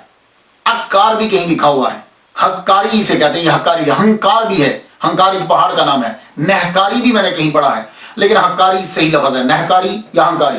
یہ مرید ہے محمد یوسف ترتوسی رحمۃ اللہ علیہ. یہ مرید عبد الواحد تمیمی رحمۃ اللہ علیہ کے. یہ مرید عبد العزیز یمنی رحمۃ اللہ علیہ کے. یہ مرید حضرت ابوبکر شبلی رحمۃ اللہ علیہ کے. یہ مرید حضرت جنید بغدادی رحمۃ اللہ علیہ کے. اور یہ مرید حضرت سری ساختی رحمۃ اللہ علیہ کے. اور یہ مرید حضرت معروف کرہی رحمۃ اللہ علیہ کے. اور یہ مرید حضرت داؤد طائی رحمۃ اللہ علیہ کے. اور یہ مرید حضرت حبیب اعجمی رحمۃ اللہ علیہ کے. اور یہ مرید تھے حضرت حسن بصری رحمۃ اللہ علیہ کے. اور حضرت حسن بصری رحمۃ اللہ مرید حضرت مولا علی شیر خدا رضی اللہ عنہ. تو مولا علی شیر خدا نے وہ جبہ عطا فرمایا تھا، تو وہ جبہ جو ہے انہیں مل گیا. خلافت جب ملی تو اب آپ نے فرمایا کہ دیکھو اب تمہاری تمام چیزیں مکمل ہو گئیں، اب تم میرے مدرسے میں پڑھانا شروع کر دو. تو آپ کے بنائے ہوئے مدرسے کا انچارج دے دیا. حضرت انچارج جب بنا دیا تو اسی مدرسے کا نام بعد میں مدرسہ قادریہ بنا. اسی مدرسے میں اب آپ کا روزہ طہارہ ہے. سن لیا آپ نے. تو حضرت حماد بن مسلم جو دباس شامی تھے بغدادی رحمۃ اللہ، ان کا وصال 525 ہجری میں ہوا. تب الغوث الاعظم رحمۃ اللہ علیہ کی عمر 55 سال تھی اور آپ کا مزار بھی بغداد کے اندر ہی ہے. حضرت ابو سعید مبارک مخرمی رحمۃ اللہ علیہ 513 ہجری میں آپ کا وصال ہوا. اس وقت حضرت غوث الاعظم رحمۃ اللہ علیہ کی عمر 43 سال تھی اور آپ کا مزار مبارک بھی آپ کے قائم کردہ مدرسہ میں ہی ہے. اللہ اکبر جل شانہ. اس کے بعد آپ نے تدریس اور تقریر شروع کر دی. پہلے تدریس شروع کی، تقریر آپ نے شروع نہیں کی. تدریس شروع کی اور آپ نے پڑھانا جب شروع کیا اسی مدرسے کے اندر فجر سے ظہر تک تفسیر، حدیث، فقہ، اصول فقہ پڑھاتے. ظہر کی نماز کے بعد آپ تجوید پڑھاتے. آہستہ آہستہ جو ہیں لوگ آپ کے مدرسہ میں آنا شروع ہو گئے. جب آپ پڑھانے لگے تو آپ ظہر سے تھوڑی دیر پہلے آپ کیلولہ کیا کرتے تھے. جب آپ کی عمر جو ہے وہ 51 سال کے قریب ہوئی، 51 سال آپ کی عمر ہوگی، پڑھاتے ہوئے تقریباً آپ کو 10 سال گزر گئے. 51 سال آپ کی عمر ہوئی تو قیلولہ فرما رہے ہیں کہ حضور صلی اللہ علیہ وسلم کا دیدار ہو گیا. اور آپ دیکھتے ہیں یوں سرکار صلی اللہ علیہ وسلم جلوہ فرما ہے اور آپ فرمانے لگے عبد القادر تو پڑھاتا کیوں نہیں، تقریر کیوں نہیں کرتا؟ عرض کی حضور یہ سب لوگ عربی بولتے ہیں، میں فارسی ہوں، اجمی ہوں، کیسے تقریر کروں؟ تو اسی وقت عالم رویا میں دیکھ رہے ہیں حضور صلی اللہ علیہ وسلم نے اپنا لعاب دہن ان کے منہ میں 7 مرتبہ ڈالا. فرمانے لگے آج سے تقریر شروع. اللہ اکبر جل شانہ. آج سے تقریر شروع. اور آپ جب اٹھتے ہی آپ نے اعلان کیا کہ ظہر کی نماز کے بعد میں تقریر کروں گا. تو یہ پہلی تقریر کہ ظہر کی نماز کے بعد جو ہے وہ میں تقریر کروں گا آپ نے اعلان کر دیا. جو ہی آپ ممبر پہ بیٹھے چند آدمی آگے تھے آپ کے، وہ جو شاگرد تھے کچھ وہ کچھ نمازی، آپ ممبر پہ بیٹھے اب تقریر کرنے لگے. تو آدمی جب ایک دم سے پہلی تقریر اور پھر بہت زیادہ علم ہو کہاں سے شروع کرے؟ پھر ایک دم ایک عجیب سی کیفیت طاری ہوئی. دیکھتے ہیں کہ مولا علی شیر خدا نظر آ رہے ہیں. فرماتے ہیں بیٹے تقریر شروع کیوں نہیں کرتے؟ کہا جھجک ہو رہی ہے. آپ نے 6 مرتبہ اپنا لعاب دہن ان کے منہ مبارک میں ڈالا. اب جو تقریر شروع کی، جس کے منہ مبارک میں نبی کا لعاب دہن ہو، مولا علی کا ہو، اللہ اکبر. ایک علم کا شہر ہے، دوسرا علم کا دروازہ ہے. اب غوث اعظم کے منہ سے کیوں نہیں نکلے گا سمندر؟ اللہ اکبر جل شانہ. تو 3 دن آپ تقریر فرماتے تھے، جمعہ کے دن، اتوار کے دن، منگل یا سوموار، ان دونوں کو بدل لیتے تھے. 3 دن آپ تقریر فرمایا کرتے تھے. آہستہ آہستہ مجمع پڑھنے لگ گیا، مسجد کم پڑ گئی، مدرسہ کم پڑ گیا، خانقاہ کم پڑ گئی. اس کے بعد باہر جو ہے وہ مجمع لگنے لگا. 70,000 تک آپ کا مجمع جو ہے وہ بڑھا. اللہ اکبر جل شانہ. 70,000 آدمی آپ کی تقریر سننے کے لیے آتے. 400 قلم دوات صرف پڑے ہوتے تھے جو آپ کی تقریر لکھتے تھے. ہونے کا طریقہ جو ہے وہ اس طرح ہوتا کہ ایک سب سے پہلے سید مسعود رحمۃ اللہ علیہ وہ تلاوت فرماتا. تلاوت کرنے کے بعد اس کے اوپر آپ برجستہ تقریر شروع فرماتے اور آپ کی تقریر اللہ اکبر جل شانہ. علماء بیچ میں بیٹھے ہوتے. علامہ ابن جوزی جیسا پرنسپل اور محدث آپ کی تقریر سنتے. بڑے بڑے فقہاء کی تو بات ہی چھوڑ دیجیے. رجال الغیب آپ کے جلسے کے اندر ہوتے. آپ تقریر فرماتے، بس کمال پھر ہوتا. اللہ تعالیٰ نے بڑا مرتبہ عطا فرمایا آپ کو. آپ نے 52 سال یا 51 سال کی عمر میں آپ نے پھر شادی کی. 4 شادیاں کی ہیں عبد القادر گیلانی رحمۃ اللہ علیہ. بی بی مدینہ بنت میر محمد پہلی زوجہ آپ کی. بی بی صادقہ بنت محمد شفیع دوسری بیوی آپ کی. بی بی صادقہ بنت محمد شفیع. Be be Momina, be be محبوبہ.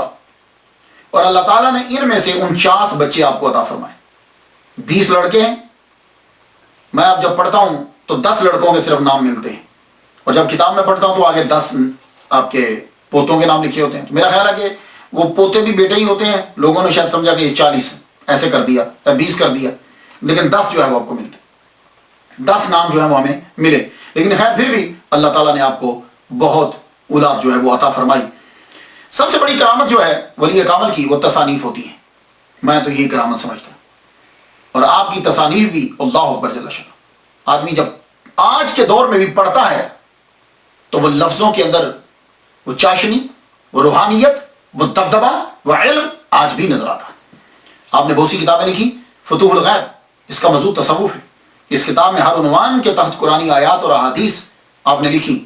یہ اس بات کی دال ہیں. اللہ تعالیٰ نے آپ کو بڑا علم عطا فرمایا. اس کے بعد آپ کی کتاب الفتح الربانی والفیض الرحمانی، یہ الفتح الربانی یہ بھی کتاب آپ کی.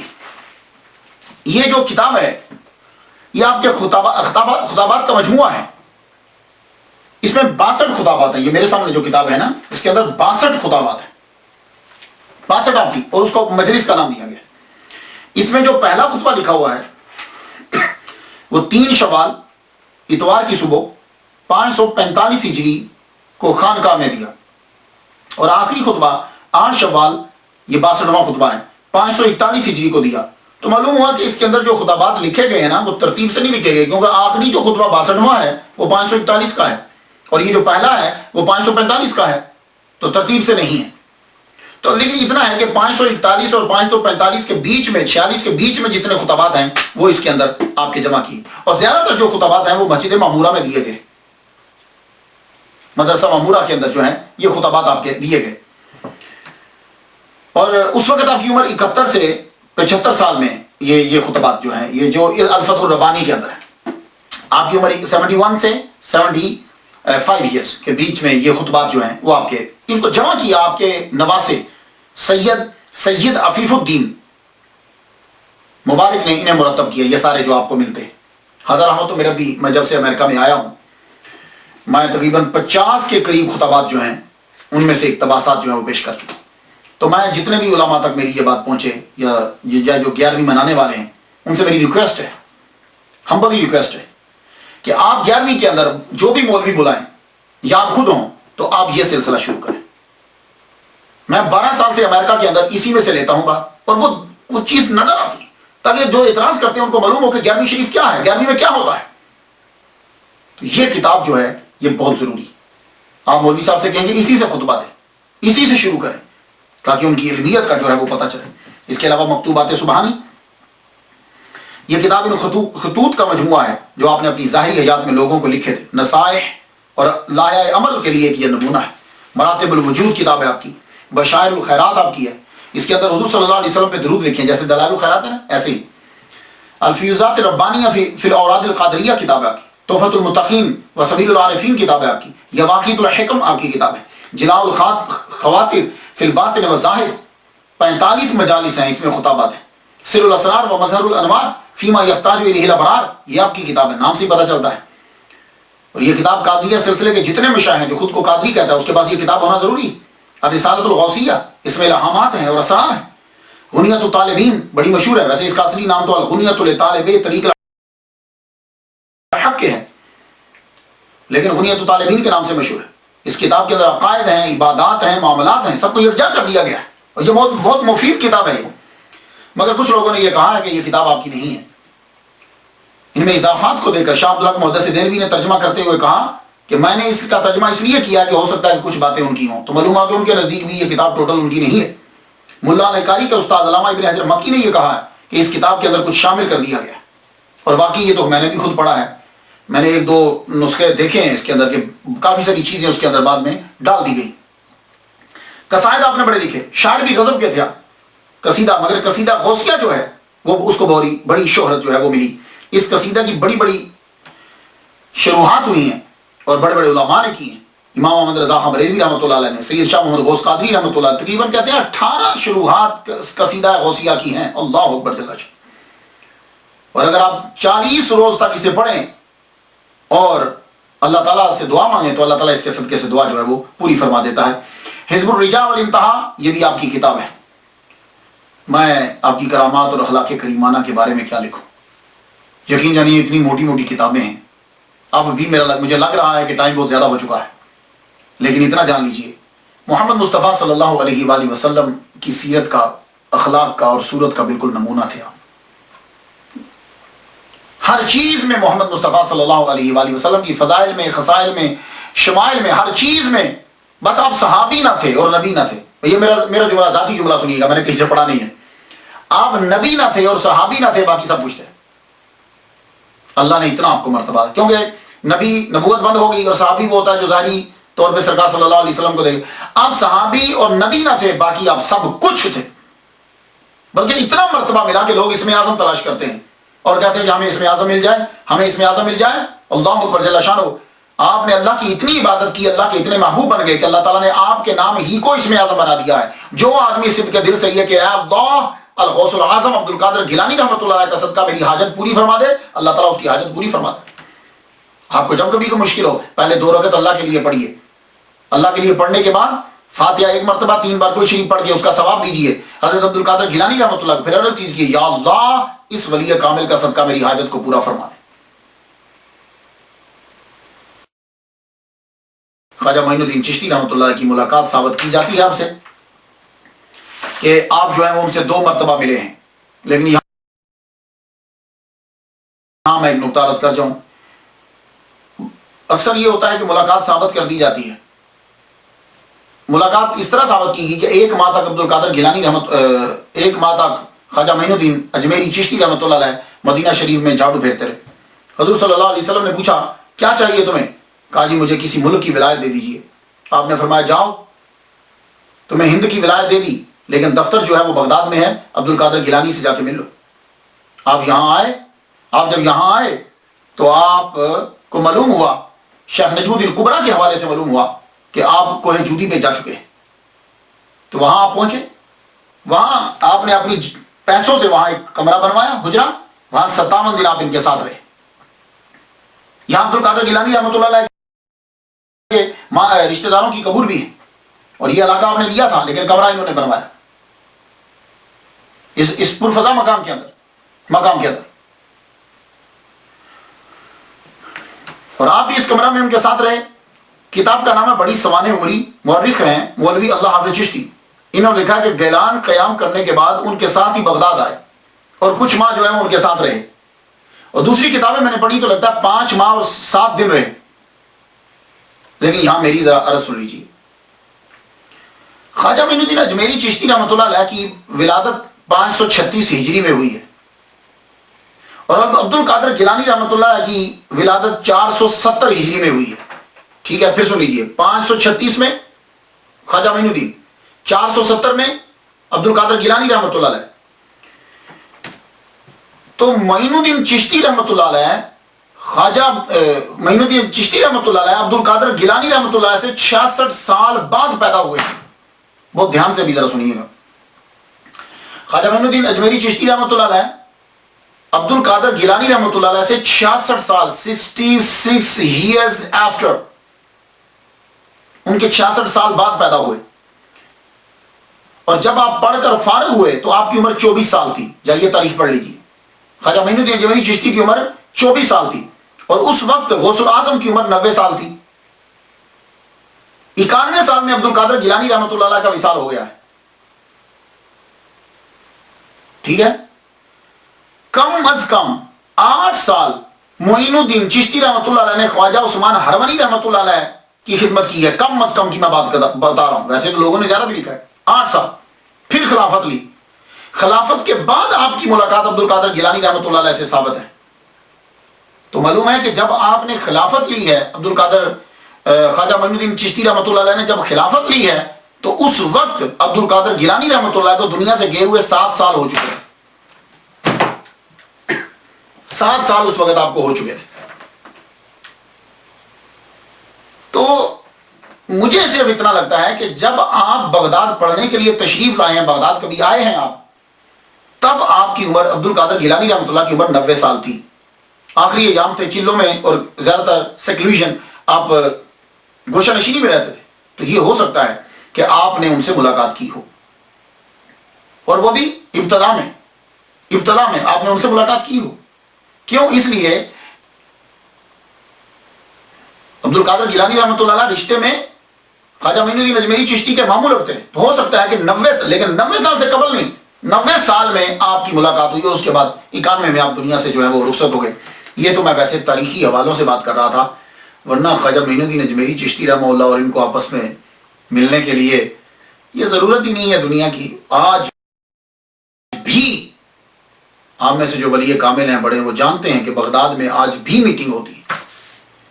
جو 2 مجلسیں ہوتی ہیں, ایک مدینہ میں اور ایک بغداد کے اندر, آج بھی لوگ وہاں موجود ہوتے ہیں. اللہ اکبر جل شانہ. قادریہ سلسلہ جو ہے,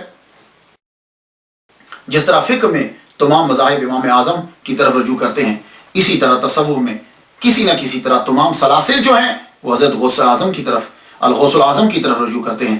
دنیا میں بہت سے سلاسل ہیں, 16 کا تو ذکر ملتا ہے, 4 کو اللہ تعالیٰ نے بڑی پذیرائی دی.